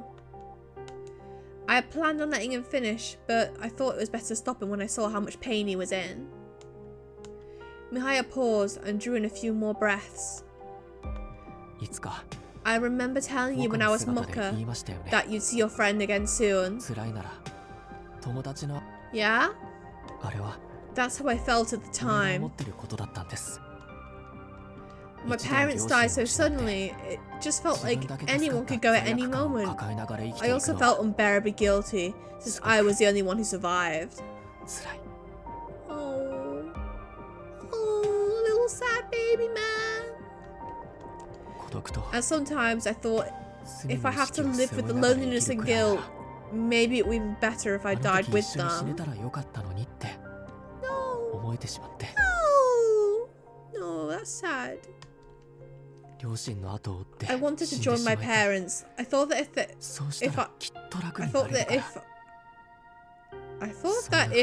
were to die. Hello? If you keep finding baby men, you'll end up having to upgrade the baby gel to full planet. No, right. There's a difference between gay baby gel and baby man. Gay baby gel is for little gay baby men who need to be punished. Yukinami was bad. He has to go to gay baby jail. No, Mihaya is not going to gay baby jail. He is not getting a sentence today. He needs a big hug, a big hug. I wanted to join my parents. I thought that if I were to die, it put me out of my misery, but I lived on despite having those thoughts. Oh, it would be awful if you died. Mihaya looked so despondent. I felt I had to say something. I was worried about him, but then he shook his head slowly. I have no intention of dying right now. Yes, that's it, King. I think my parents were on the cusp of a discovery. Oh? I don't know what it was, but I'm going to finish their last job. It's my duty as the one who was left behind. 残された俺にできること少なくとも At the very least, I have no intention of dying until I do that. 俺は死ぬつもりはありません。 Oh, that's nice. That'd be like going back to the thing you were saying about like making the cookies that recipe that Liz left us. It's like the best thing they can do to honor the people who died, right? でも But if I can't move past this gate, was this the gate your parents went through to leave Theta? I'd already started to work out why this particular place was causing Mihaya such pain. そうです。 Yes, I know there's other gates that lead outside, but I feel like there's meaning in following my parents' footsteps. That's why I need to go through here. どうしてもここを通りたいんです。 I want to go through this gate and see the outside world my parents were going to. 外の世界を見に行きたい。 Oh, he's so sweet. But whenever I come here, I just remember how they died and all my fears spring up. 死ぬまでのあの時間のこと、 Aww. 恐ろしさをゲートに近づくだけ Every で time I go near the gate, I feel like I can't breathe. It makes me feel ashamed. 情けないですけ He's ど、 got some feelings. Oh, he does need such a big hug. Such a big hug. I completely understand what he meant. Every time I face the Vector, my mind flashed back to that day. It was similar to what Mihaya described in a way. I understand that feeling, and you've recognized it in me, I think. I knew the other Bloom's members cared about me, but Mocha was the only one who pinpointed exactly how I was feeling. What she said to me at the time was a little extreme, but she also understood the pain and suffering I felt more than any of them. 見てたら I could tell just from looking at you that you were in a lot of pain. I imagined it with the same kind of anguish I've been 想像 carrying. もできたし、 Oh, だから that's why I ended up telling you what was on my で mind. すけどね。 I know, I'm like, wah, wah. I wasn't expecting this many emotions from this あれ room. は先輩に言うには酷な I 言葉だ realized ったって afterwards that was a callous thing to say. Mihaya looked me in the eye with a bitter smile. I shook my head. I mean, I was definitely surprised when you said that, but I was mostly worried about you.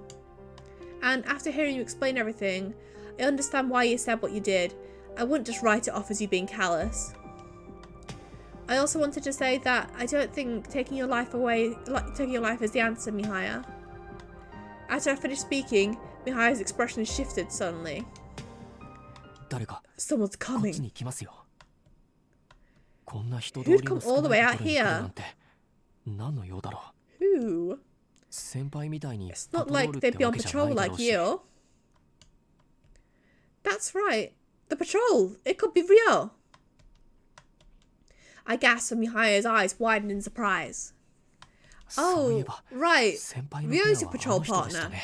I completely forgot about 忘れて that. た。 As the silhouette in the distance grew closer, I could clearly see it was Ryo. 誰と話しているのかと I 思っ was た wondering ら who you're talking to. モカもいた。 Fancy meeting you here, Mocha. Huh? Surprised by what Ryo said, I looked over and saw that Mihaya had already transformed into Mocha. こんなところ What で are you 何をして doing るん here? だ。 You're not on duty モカ today. の担当は今日じゃないだろう。 Sneaky. Who cares? I volunteered. ボランティアや。 Mocha spoke so coolly, which I took as a message she wasn't going to tell Ryo the truth. I decided to play along. She thought it might be too much for us to handle if the Vector showed up, so she got worried and came by. ま Alright, あ、なんでもいい whatever. けどな。 I wonder who could be patrolling on the patrol path during the patrol house. Who could it be? I don't know who else could possibly be patrolling other than my patrol partner. I personally thought that my excuse sounded a bit sketchy, but Ryo didn't want to question us any further. 特に異常がない If you didn't find any issues, then we're done. Okay, great. I was relieved I managed to get through this. Then the idea struck me. Hey, doesn't Ryo work in the research district? Yeah, I think that's right. I wonder if he'd know more than us about what's going on outside Theta. I didn't expect him to say anything about Mihaya's parents, but I was curious to see if he knew in general. Have you ever gone outside Theta, Ryo? あ Yep. What about it? You went out recently too, didn't you? I realised he was talking about the mission, so I shook my head to clarify. I was talking about further out, like when you can't see theatre anymore. Do you know what's out there? I mean, the outside is much vaster than theatre, right? There's this great big world outside, but I realised we know nothing about it. I relayed all I'd been thinking earlier, and Rio stared at me and considered my question for a moment before quietly speaking.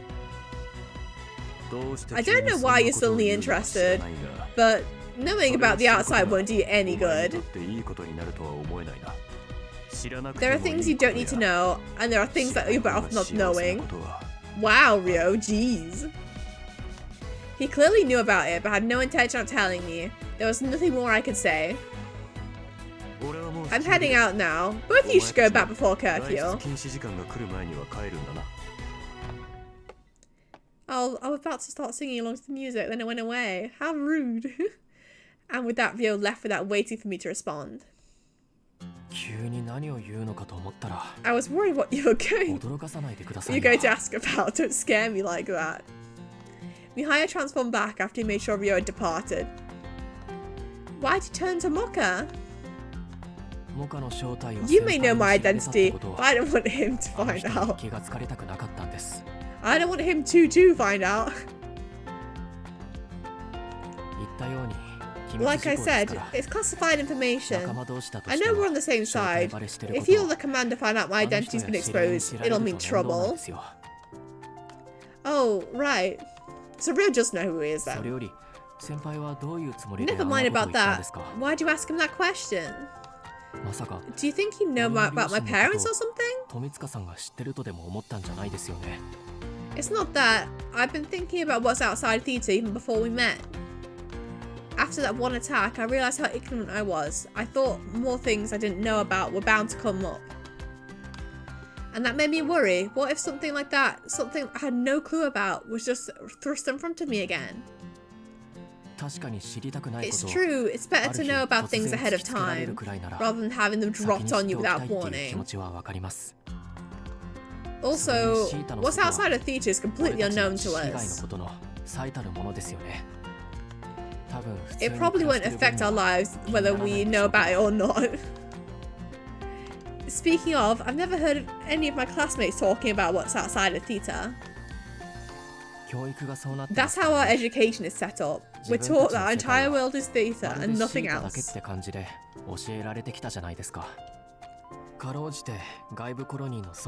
Oh, we learn there are other colonies, but we don't know where they are or what they are like, or any of the details about them. I keep accidentally skipping! I think it's pretty natural that people wouldn't be curious about any place outside of theatre.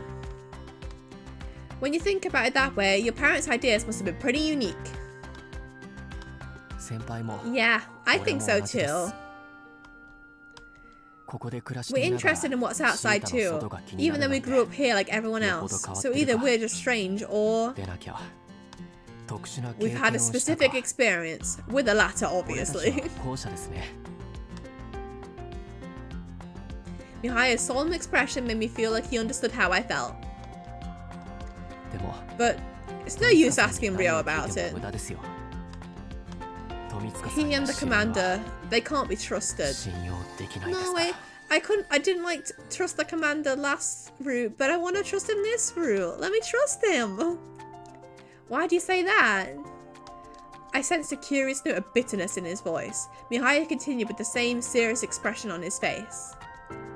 No one in the research district can be trusted. Bum bum bum. My powers, the researchers awakened them when my parents died. I'm actually curious about this, because we don't know nothing about the powers. What? I wouldn't have guessed that. Perhaps I misheard. I heard that you and Senna joined the Blooms after Kaoru and Haruka, but they forced your powers on you? It's a little different than that. I was in critical condition after the accident. Oh no, Oh, poor little シー boy. トの外での事故だったから、俺は病院じゃなくて研究エリア。Since it happened outside of theatre, I was sent to the research district instead of a hospital.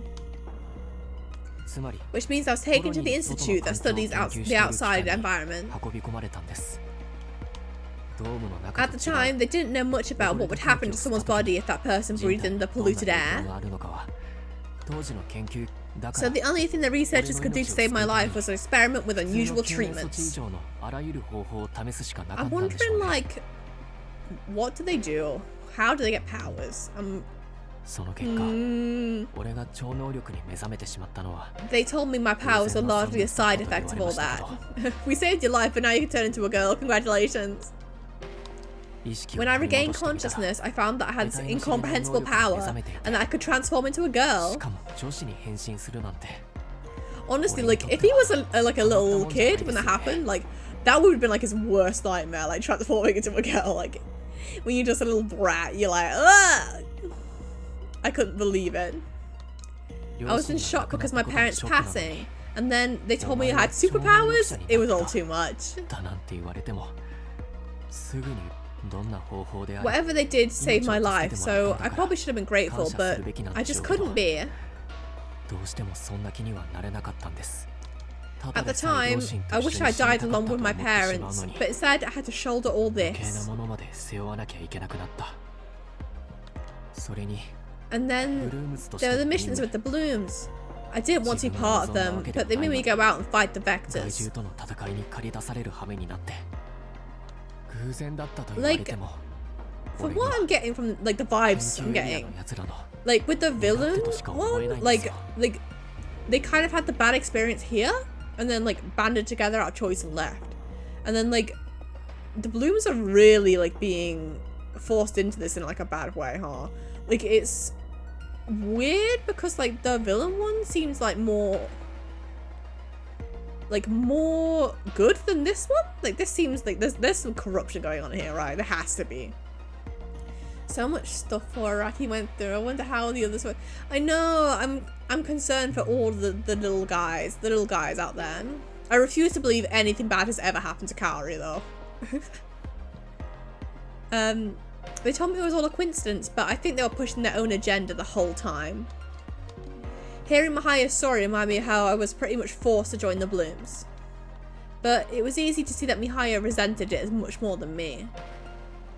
His powers would be forever tied to his parents' death. That's why I hate my powers, but I also hate everyone involved with them. They didn't even tell us what happens to people who've been hurt by vectors. That's proof enough they can't be trusted. I'm curious how long, can we see how long this route is yet? Oh, okay. 1, 2, 3, 4, 5, 6, 7. Okay, so we're like a third of the way through. It's real. They didn't even tell us what happens to people who've been hurt by vectors. That's proof enough they can't be trusted. I think I get how he feels. The researcher's reaction was something I'd never forget. They told us to prioritize their safety instead of the people who'd been hurt.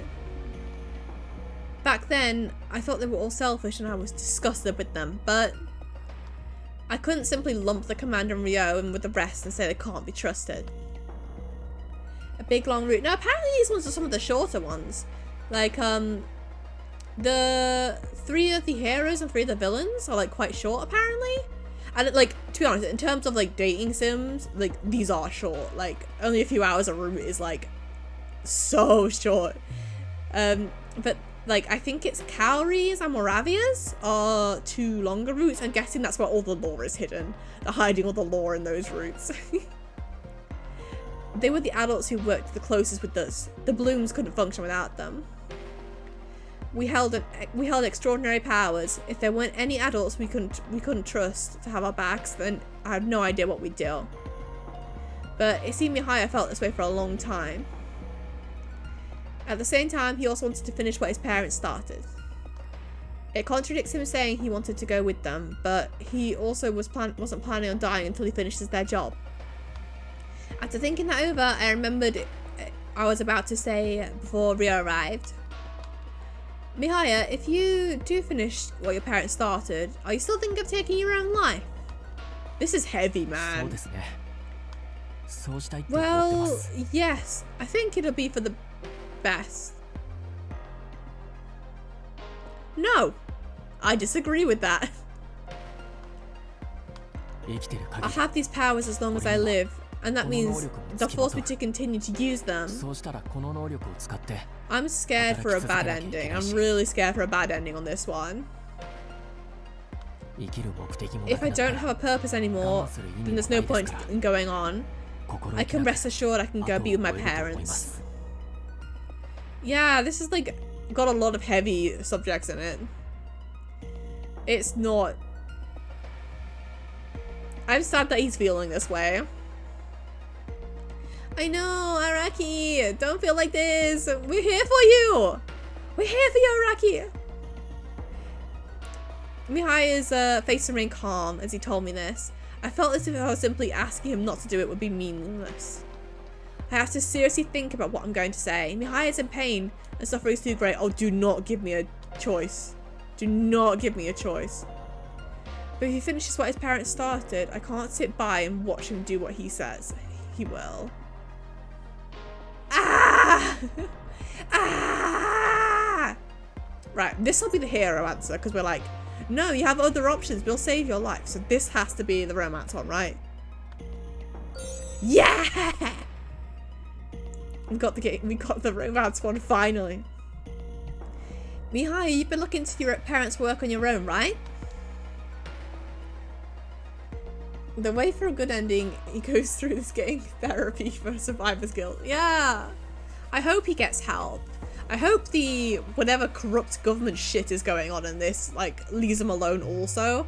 I think he needs a rest. He needs a break. But I agree, we need to take him to therapy.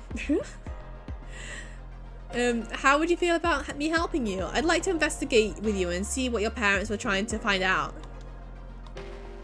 Rather than talking him out of it, I figured it would be better to stay by Mihaya's side and hopefully change his mind that way. Why would he even do that? I can't see what you get out of it.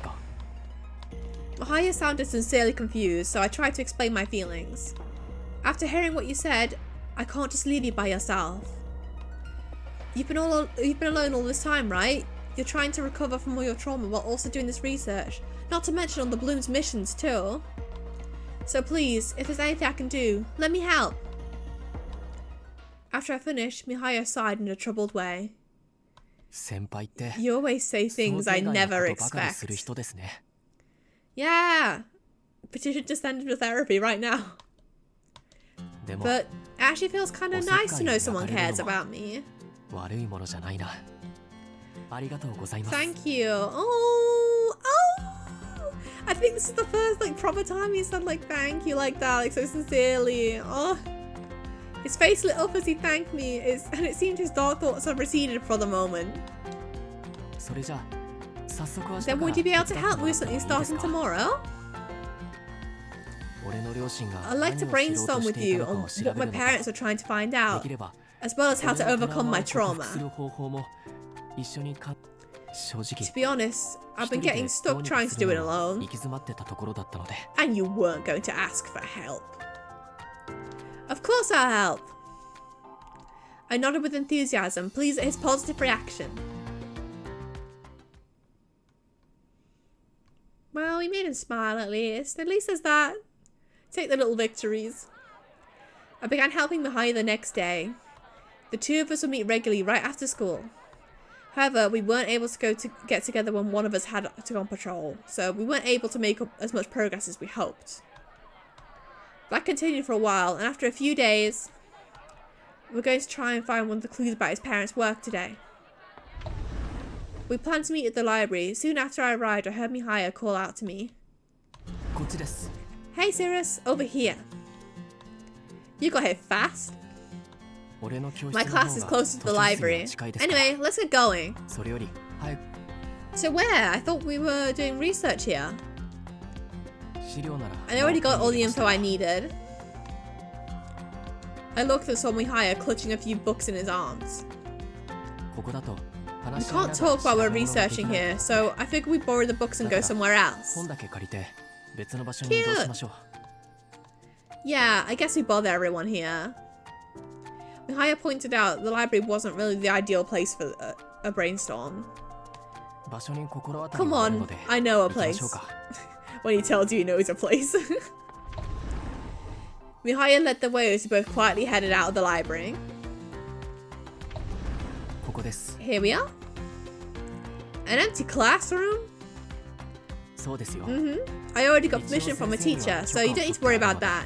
安心してください図書室からも離れていないから It's not too far from the library, so we can borrow stuff as we need. 必 Pretty convenient, 要 don't you ないで think? しょ空き教室だから And since it's empty, there won't be other people bothering us. I didn't even consider that. You've really You've really thought things out, haven't you? You even got permission from a teacher. I was impressed by his preparedness, but Mihaya just frowned slightly. If you're going to say that, 俺に付き合って then I can say you're amazing for going along with すごいです this. Or すごいと rather, いうか I'm grateful to you. 感謝してます You blocked out all that time after school to 放課後 help に me. わざわざ時間を Thank 作 you って for くれ that. てありがとうございます He's sweet. No thanks necessary. I'm doing this because I want to. Besides, I've got nothing else going on anyway. Anyway, let's get back to work. What did you check out from the library? It felt strange to be thanked for something I'd offered to do myself, so I changed the subject. じゃあ Here, 説明す sit る down の and で I'll 座りましょう explain. か I sat at the desk across from him, as I thought it would be easier for us to converse that way. Mihaya sat down and picked up a book. 借りてきたのは主に Oh, his little 環境関連の資料です waistcoat! Oh, his little waistcoat is so 昨日まで cute! は見てなかったのでタブレット端末も持ってきましたよ Oops. No way there was a backlog! Oh my god, I just flicked the joystick by accident. There was a backlog!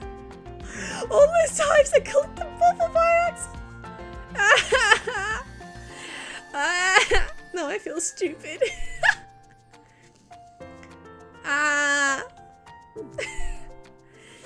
I mostly got reference material on the environment. I also checked out a couple of tablets for us. I didn't notice them until yesterday.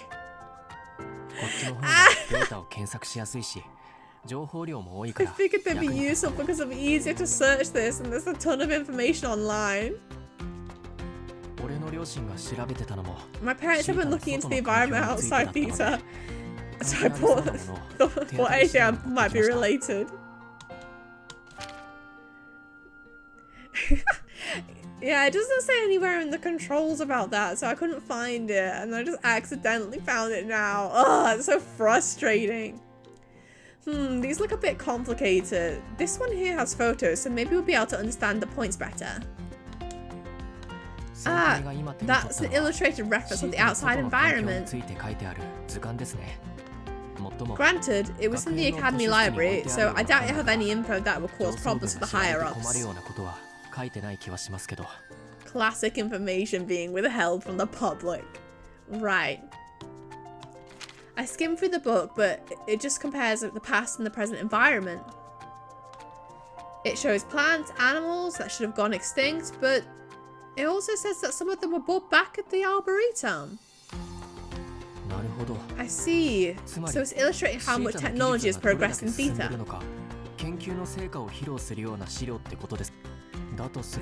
If so, then this one might be similar. Is that book written by a journalist? Yeah, it's an investigative report on the incidents and accidents that have happened outside theta. It was recently added to the library, so I haven't checked it out yet.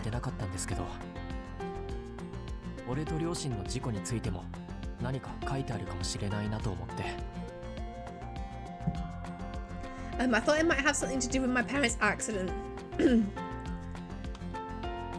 Maybe orange juice isn't the thing to drink when you're chalking a lot. Wait, let me look through it first. I I thought it would be difficult for Mihaya to read about what happened to him, so I took the book and skimmed the table of contents. Okay, so the accident happened when you were 10 years old, so that would be 5 years ago. Then it should be in this section. The chapters were divided by date, so I found the right one and flipped through the pages. Found it. I think it's this one, but there isn't much written about it. What does it say? I read through the text again to make sure nothing would be triggering for him before handing the book over. We do love supportive friendships. We love it. It'd probably be faster to read it yourself. It's only that small section. A journalist couple passed away due to an unfortunate accident while collecting information outside Theta. It remains unsafe outside. There's not much written here. I'm not mentioned. Of course they hid your, like, identity because they turned you into a superhero. Yeah, it looks that way. I had hopes for this one, but there's no real info. The other reports just mention typical stuff. There probably aren't many journalists who'd seek out this kind of information in the first place. The title claimed it was to expose accidents outside of Theta. What a total exaggeration. It's clickbait. I know, I suppose this is a given, but there's no mention of vectors, so this journalist didn't go into that field either. Most of the sections end with interviews from researchers who've gone outside with Theta. It doesn't even begin to give us any clues on what we're looking for. How about trying the tablets? You bought them for us to use after all. I pointed out the tablet in Mihaya's hand, hoping we might find something. Alright, we'll start searching for newspaper articles. I was thinking we could look through the articles from the past 10 years. I'll look for any that talk about environmental issues to see if they would tie back to my parents' work. I couldn't get through all of them by myself, so I've only checked about 2 years worth so far. 10 years worth of articles was a tall order for just one person. I think it's still pretty tall order for 2 people. Then let's split up the work. I'll mark down any articles that look interesting. Thanks. Then I'll start 10 years back and go forward. And you can start with the newest and go back? Sound good. Yep, you can count on me. We each picked up our own tablet and started searching for relevant articles. It's nice, just chilling, spending time together. I'm not seeing much of interest. After about an hour, I still haven't found anything. Mihaya looked up from his tablet. The same here. Even though we've got years of articles to look through, all the ones about the environment are similar. They don't discuss what's outside the colony. Most of them discuss what we've created inside Theta to grow naturally in the past. That's what I'm running into too. Hey, did your parents ever publish any books of their findings? Of course they did. I've already read all of them. So you didn't find any clues in them? Well, I don't think I did. That sounds like there's something else there. I see. Would it be okay if I read them too? Maybe you've read them so many times you're actually overlooking something. I'm a fresh pair of eyes, so I might find something new. You have a point. But the books from my dorm, so we'll have to go get them first. Doesn't the library have them? Mihaya looked doubtful, but took a moment to think about what books were in the library. I think they had some. Not all of them, but a few. Then I'll go get them. You can keep doing your research. Huh? I can go. I'll be right back. It was my suggestion. Mihaya wouldn't have to stop what he was doing for it. I stood and gestured for Mihaya to stay put as he started to get up and put on his jacket. I kept my momentum and bolted straight out of the hallway right as someone familiar happened to pass by the classroom. Huh? Oh, hey! Oh, Cammy, hello. There's a boy. Cammy and I barely spoke, so I simply nodded at him and tried to walk past. But he flashed me a friendly smile and continued talking. Isn't that classroom empty? What were you doing in there? Studying with friends? But it's not test season yet. Oh, I know. You do something with your after-school club. I'm right, aren't I? He's acting so friendly even though he doesn't really know me. I think he's just trying to be nice. Hello, Camly. Who's not a certain Ojo-sama type girl with drills that we are all familiar with, maybe? I think that might be her. Maybe.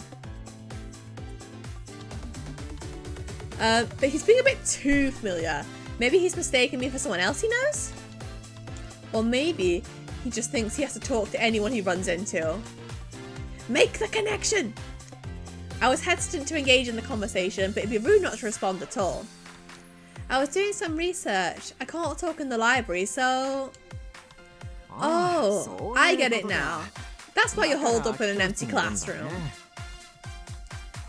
And someone's with you. Do I know them? How the hell am I supposed to know who you know? Cammy leaned over to look into the classroom. At the same time, a hand reached out and landed on my shoulder. Oh, drama! Drama! He's getting all possessive. I'm with her. Huh? Mihaya? Look at that little pouty face. Oh my god. Mihaya stood slightly behind me, his hand resting on my shoulder.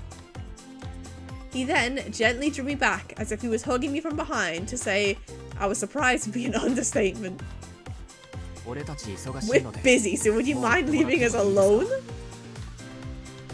Cammy's eyes shot open in surprise. Hey! Didn't see you there, Mihaya. Sorry for getting in the way. I'll go make myself scarce. Yeah, he could literally comes in like, go away. I'm with her right now. And if like the guys like sort of vaguely know like who they all are in the Blooms, he's like, why are you two hanging out? What the fuck is going on in there? Though he'd been taken aback for a moment, Camly quickly went back to his jocular. What the fuck does that mean? Jocular self and ambled away. Take care, you two. Be sure to go home before it gets too late. Mihaya? Cammy had already left, but Mihaya wasn't saying anything, so I attempted to fill the silence. Why'd you do that? Do what? What? I thought you were helping me. Oh my god, he's so jealous. I thought you were helping me. Just me. So why would you go off and talk to someone like that? Oh my god, he's just a little baby man. I suddenly became very aware that his hand was still on my shoulder, which reminded me of how close we were.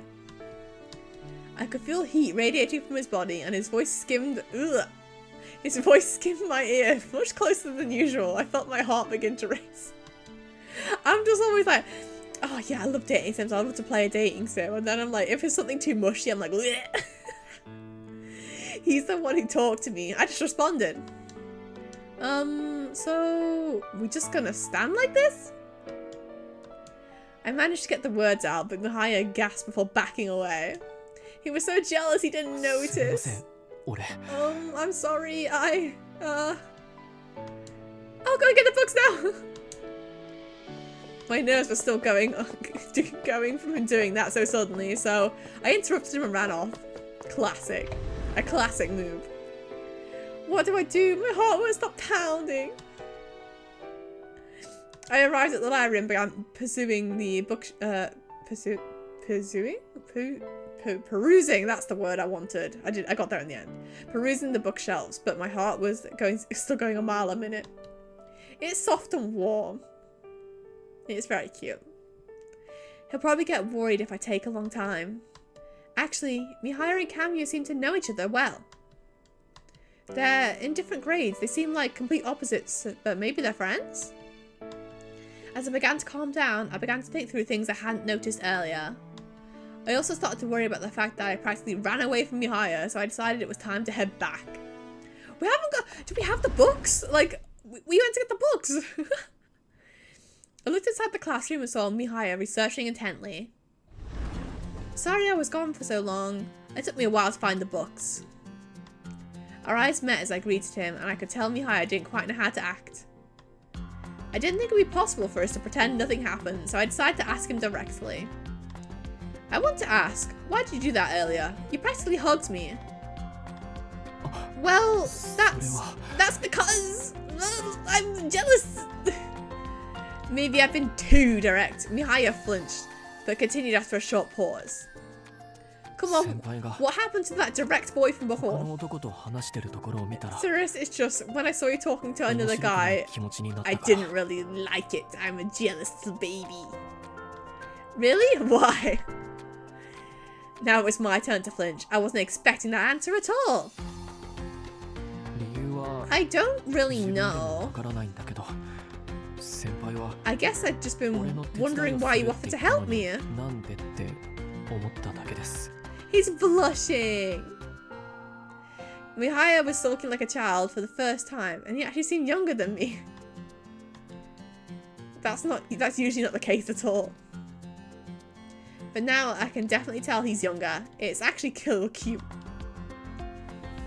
I'm gonna do this one. I think it's funny. It's not the right one, but I think it's funny, so it's fine. There's no need to sulk. I'm still gonna help you out. I blushed out exactly what I was thinking, and Mihaya glared at me with dissatisfaction. I'm not sulking. I'm not sulking. I'm just a baby. He is so cute, right? Right? I'm not sulking. I'm perfectly normal and fine. No sulking. Well, I guess it sounds that way. Ugh, I'm being so immature. Now he sounds like a teenager. I'm sorry for doing that out of nowhere earlier. I was just a little bit surprised. It's alright, no need to worry. My response surprised me, even as I was saying it, but I knew I didn't regret what I'd said. Coming to that realization made me feel flustered, so I quickly changed the subject. He wanna be the man that he's forever stuck as the baby man. He is trapped as baby. I'm sorry, sir. I have the results. You've been diagnosed baby. Ah! I'll start going through the books I borrowed. I got a lot, so I'll have to read fast. Let me see. Mihaya reached out and grabbed the books I borrowed, checking each title and copyright page. You got most of the books my parents wrote. Really? Yeah, this is great. I can bring the rest of them from my room some other time. I'll start with the oldest one and go in chronological order. I appreciate it. I took one of the books back from Mihaya and started reading. So much reading. I guess I was to be expecting this route because we went to the library. 1 hour later. Time was limited, so I skimmed through a few of the books, which made me realize something. I think you mentioned this previously, but your parents were outside of theater a few times, right? Right. They wrote all these books when they were exploring the outside. All the parts that talk about the buildings they found, what they were originally, and their effect on the environment was fascinating. But maybe I'm misunderstanding something? What about? When you told me what happened, you said your father believed this was their big chance. And at the time, I thought you meant it was their chance to lead theater again, but if they'd gone out numerous times, that wouldn't be as big a deal. When I asked that question, a light bulb seemed to go off Mihaya's head. 確かに You そうですね know, you're right. 俺 I usually try to avoid あの thinking 日 of の what 前後 happened の that ことは day, 思い since 出 it's す so のが hard 辛 on いか me. らあまり考えだから That's why I 今 never まで thought that deeply about it, 深く but 考えたことはなかった what けど exactly was the chance he meant? 一体何がチャンスだったんだろう Ooh, a mystery. ちょっと Can 貸 I して take も a らえます look? I handed the book over, and Mihaya started to page through it while referencing some of the other books at the same time. このページを見てくだ Look さい here. A page Mihaya showed me features some kind of map. 父さ My んと mother and 母さん father の本に always は put a map on the 必 first ず page of 最 their 初の book. ページに地図がつけてあるんです I'm sorry, but how long has this man been looking for information and completely disregarded a set of maps in his parents' books? Maybe you're not as smart as we thought. So, this is the area around Theta? そうです That's right. どの It's 本 in に every も one of 載 their ってるので books, so I just thought it was ただの standard 決 and まり didn't 事 pay だ much とあまり attention 気に to. してなか Oh った my んですけど god. 今 But 見てみた looking ら closer, I noticed 出版年代 the が newer the 新しくなると publication date, the more 地図 updated the も更新 map. されてるみたいなんですよね He's so stupid! I compared some of the books I found to the more details were indeed added into the map as time went on. You're right, they've added more discoveries over time. What are these red dots? There's more of them as time goes on. 俺もそれが気になったんですけど多分これは外部コロニーなんじゃないかと思うんです I was wondering about that. I think they're possibly other colonies. Other colonies? I brought up the subject yesterday, but we knew so little about them that we couldn't begin to imagine what they were like. 外部コロニ Only ー the としては higher-ups know about the other 上層部の colonies. 人間しか知らない Regular から people need permission to go そ to もそも them. 一般人が行こうと思ったら許可外父さん There were たちは times when my parents were researching outside 外を取材して回 Theta るの and に weren't able to make it back in one 日帰りで day. は帰ってこられないことがありました In those instances, they always applied for that permission. I think that's what they did. 確かそうだったはずですよ Mihaya tried to trace his memories as he flipped through the books. ほらこのペ See? ージ Check out this page.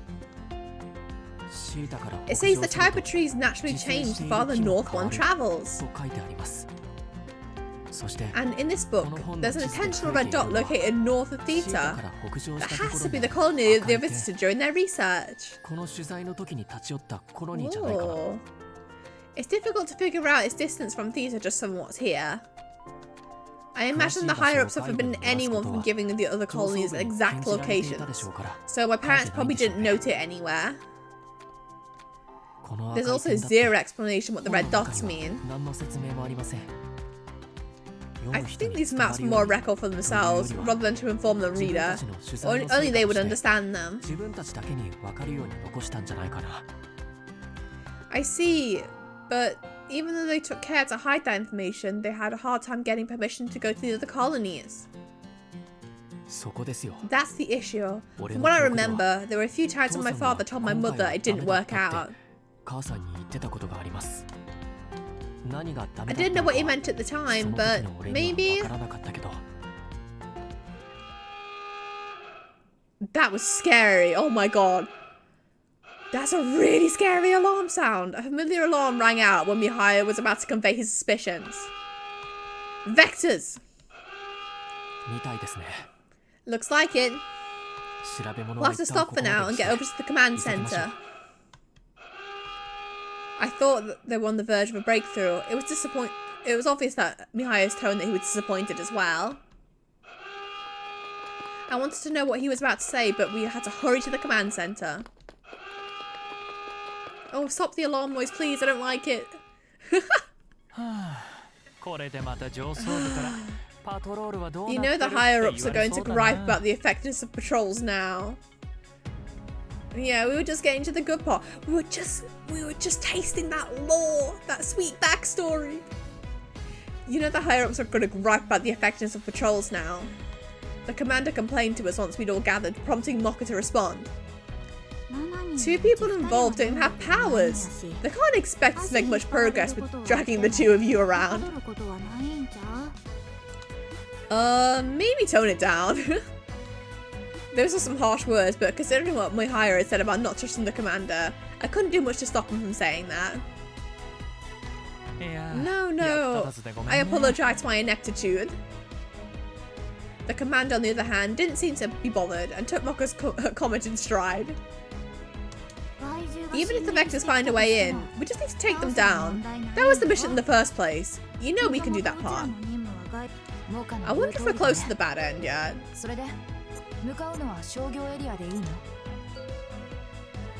Whoa!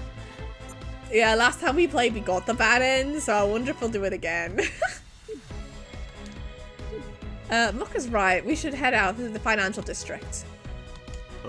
Yeah, the evacuation's already complete. Ryo responds for the commander, and we all hustle out of the room. Everyone's evacuated just like Ryo said. Good, that means we can really go all out. Mokka and I nodded at each other. It was a relief to see the empty town. I was just talking to Mihira before, so this is really weird. You've got to remember that she's Mokka during the mission. A menacing growl cut through my thoughts as I was trying to hone my focus. They're coming. Hold on. There's a great deal of them. 20, no, about 30 in total. That's a lot of them. Senna cast foresight the minute she heard the Vector's snarls and told us how many there were. I see. Looks like we'll have to switch up our tactics. Mokka, can you fight in front today? You can count on me. I sensed that Kaori had a particular plan in mind and immediately volunteered as well. I'll fight on the front lines too. Things might get dicey otherwise. I shall go as well. Oh, the gang's all back together. Thanks. We start to figure out who's doing what. I'll use flame dust. Now's not the time to hold back. Then I'll pick out the strong ones and cast sap. Everyone jumped in to suggest the best way to utilise our powers. I said that I would... I'm scared. I kind of want to attack directly. I'm gonna do it. I'll go in with a direct attack. I don't think this is gonna end well, but I'm gonna do it anyway. I should save Augment as a last resort. If everyone's going all out, you might as well hit your limits earlier than expected. The gang's all here! That happens so I can power you all up with my Augment, and that'll allow us to fight longer. Kaori considered this for a moment, then nodded. Right. It'll be a short fight if all of us go too far. We'll have to have you save your powers for now. Then I should use foresight as I fight and monitor the battle. Sounds good. Senna was the last one to lay out our plans before we heard the sounds of Vectors drawing nearer. They're here. As Senna predicted, there was a large horde coming towards us and we readied ourselves. Let's go! Battle music, please. Got it. Here I come. Kill Kaori! Kaori's fist surged with psychokinesis as she smashed it into her Vector's stomach. She leapt over the fallen enemy, then used hypnosis to restrict the movements of a few more foes, punching them one by one. Haruka, 2 on your right. Alright, flame dust. Burn, idiots. Senna called out the directions to Haruka, who immediately turned and cast flame dust. Mokka, one's coming your way. Just leave it to me. I teamed it with Mokka to confuse the incoming Vectors, striking when I could.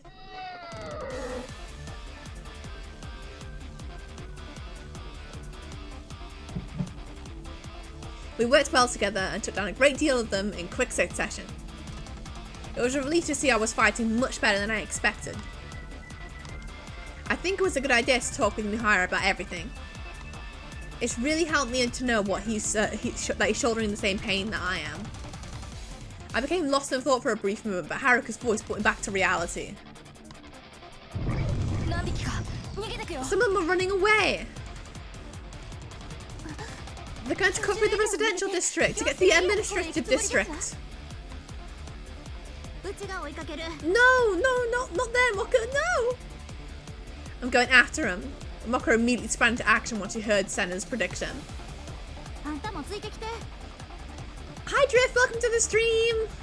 Come with me! Alright. I nodded in Mocha as we chased after the vectors.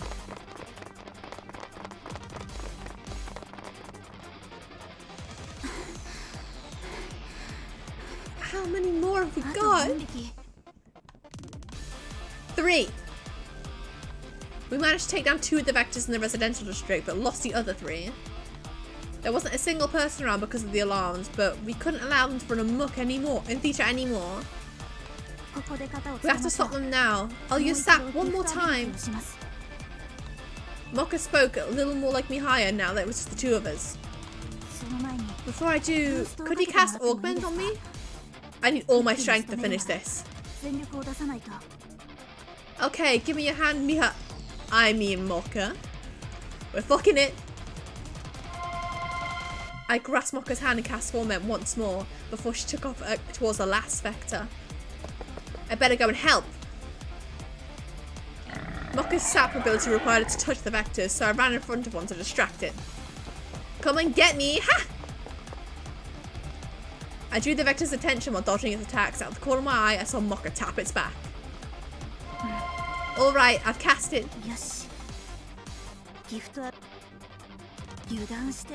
That also you get for letting your guard down. Where's he going? Goodbye!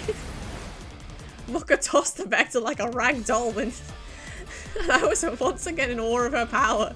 She'd taken all of the vector's strength. Mocha, there's one more behind you. I got it. Take that! Kill! Wow! She took it down with a single kick. I'll take care of the last one too. Go for it. Murder. That was the last one, Mocha. Hey, Mocha? After we finished the fight, I looked over at Mocha and realised there was something was wrong. I like this OST. What's the matter? Are you hurt? I rushed over to her, but Mocha just shook her head and covered her face with her hands. I'm not hurt, but something weird's happened to me. So strong. I know, she's so powerful. I'm just like checking what's going on. So we're still not here yet, and I'm scared. Not hurt, but something weird's happening to me. What do you mean by weird? I peered closer at Mocha's face and noticed her cheeks were red through her fingers. Maybe it was a lingering excitement from the battle? My Sap ability is still active, but it's different than normal. Do you think Augment made you feel ill? But that's never happened before. It's not that. Just come with me. I was still felt concerned as Mocha took my hand and led me somewhere. Mocha is so stonks, yeah. That's what the lines on her sleeves are for. It's the stonks going up. She's evolving? Yeah, maybe she is evolving. That's it. We've killed enough. We have enough XP. It's time to level up. Huh, I thought you weren't able to come near here. She had brought me to the gate where she'd attempted to overcome her trauma before. I knew it. I don't feel any pain.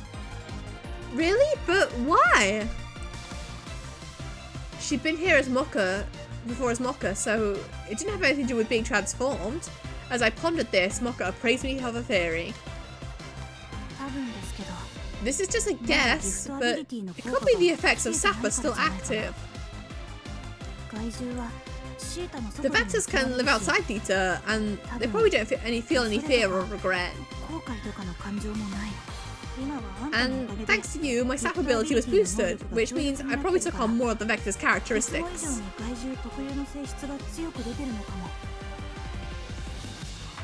PTSD is defeated by magic powers. Who could have thought it? No, we still need to send her to therapy. As Mokka moved closer to the gate, I squeezed her hand tighter and said, oh god, this is the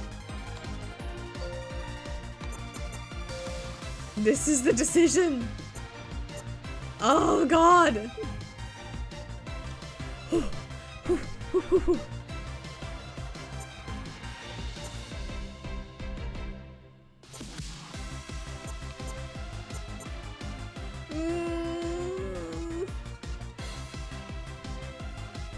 It sounds like a bad sign, yeah. The curiosity's got me. Let's try going outside. Say, you want to try going outside? Mokka nodded at my suggestion. We might not get the chance again. We should test it whether we can leave theater right now. But we need permission to go through the gate if that's the case. Maybe it's not a coincidence we found the vectors around here. The exit must be here. There could be a way inside theater next to the gate. Let's look around. Got it. Are we gonna get in trouble? Luckily we found the entry point pretty quickly. We didn't see this during the patrol the other day. The opening could be made after that. Anyway, let's get a move on. Right. The effects of sap could run out if we dawdle too long, so we hurried outside.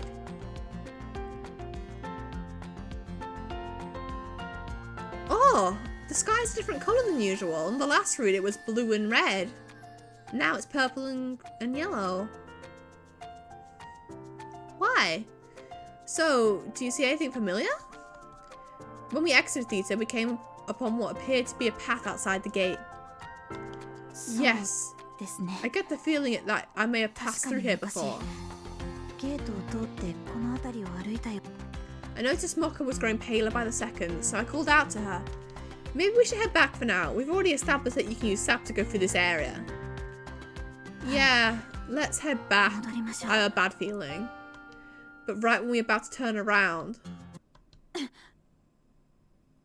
We've not seen that expression before.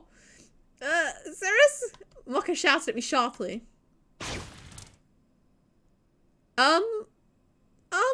What? A burning pain pierced from my back. I fell to the ground and looked up to see... Vector?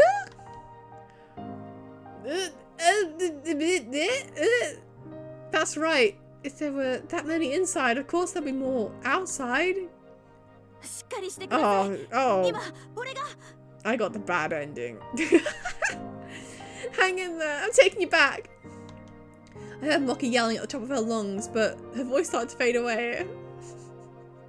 These bad endings really suck. Mokka, this is all because I told you to go. Soon, I couldn't hear anything anymore. Ah! Ah! Not again!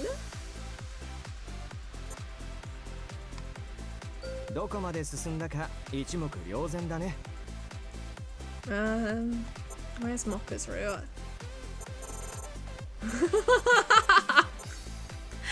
No, he did it again.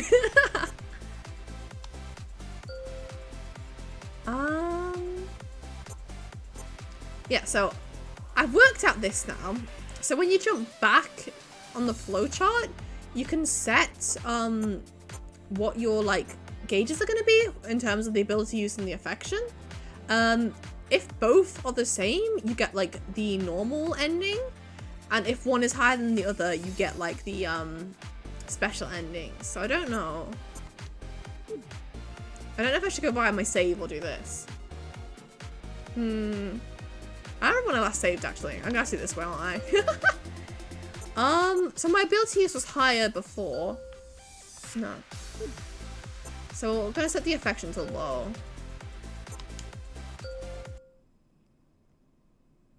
I need the button? Skip mode. ZL. Okay.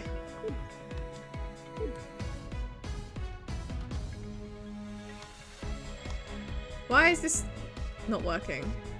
Okay, this wasn't the right mode, obviously. Where is the...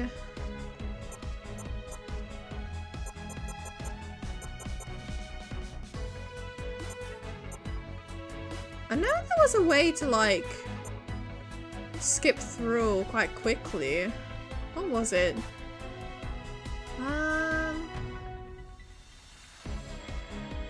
Why? Okay, let's try that. There we go. There we go. Let's go back to the options from before.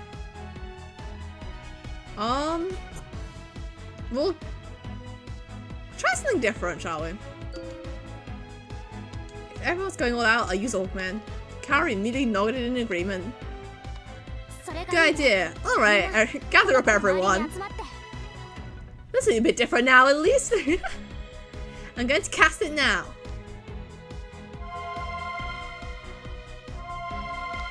Everyone circled up at Carrie's instruction. We all clasped hands and I cast Augment. That should have gone out to everyone. Alright, now I think it's going to be this pretty much the same. It's pretty much gonna be the same now, I think. Yeah. So we'll skip through now. Everyone's just doing it, but just a little more powerful than before. La, la, la, la, la. And then we're chasing. You're gonna throw him like a ragdoll. Murder, kill.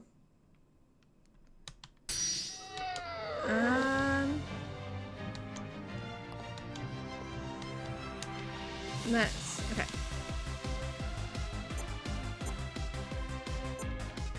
Oh, this one. What an amazing discovery. Make sure you don't rush things. We've learned that now. You're not actually trying to loot these right now, are you? I cautiously asked Mokka the question and she gasped before turning to look at me. No, of course not. It'll be reckless to leave right now. I didn't get permission either. But you're right. I think I was rushing things a bit. Mokka let out a quiet sigh. Once I saw she was calmer, I asked her another question. How long does the staff ability stay active? Well, I've never fought for hours on end, so I don't know exactly. But based on how it feels, I say a little less than an hour. With Augment, it lasts a bit longer. I just don't like that I can use it to overcome my trauma. I despise my ability. I told you that before, right? But now it's the thing that's going to help me with this. Ironic, it doesn't even begin to cover it.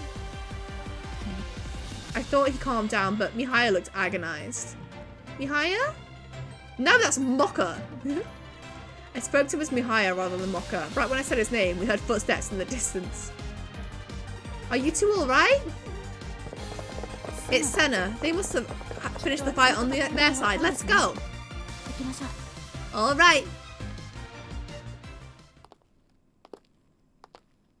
Okay.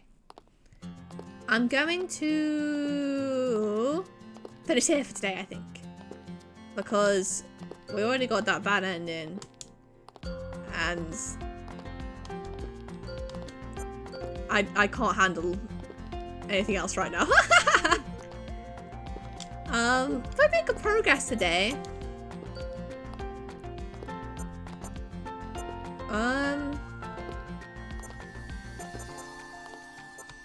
Yeah, we're getting through it.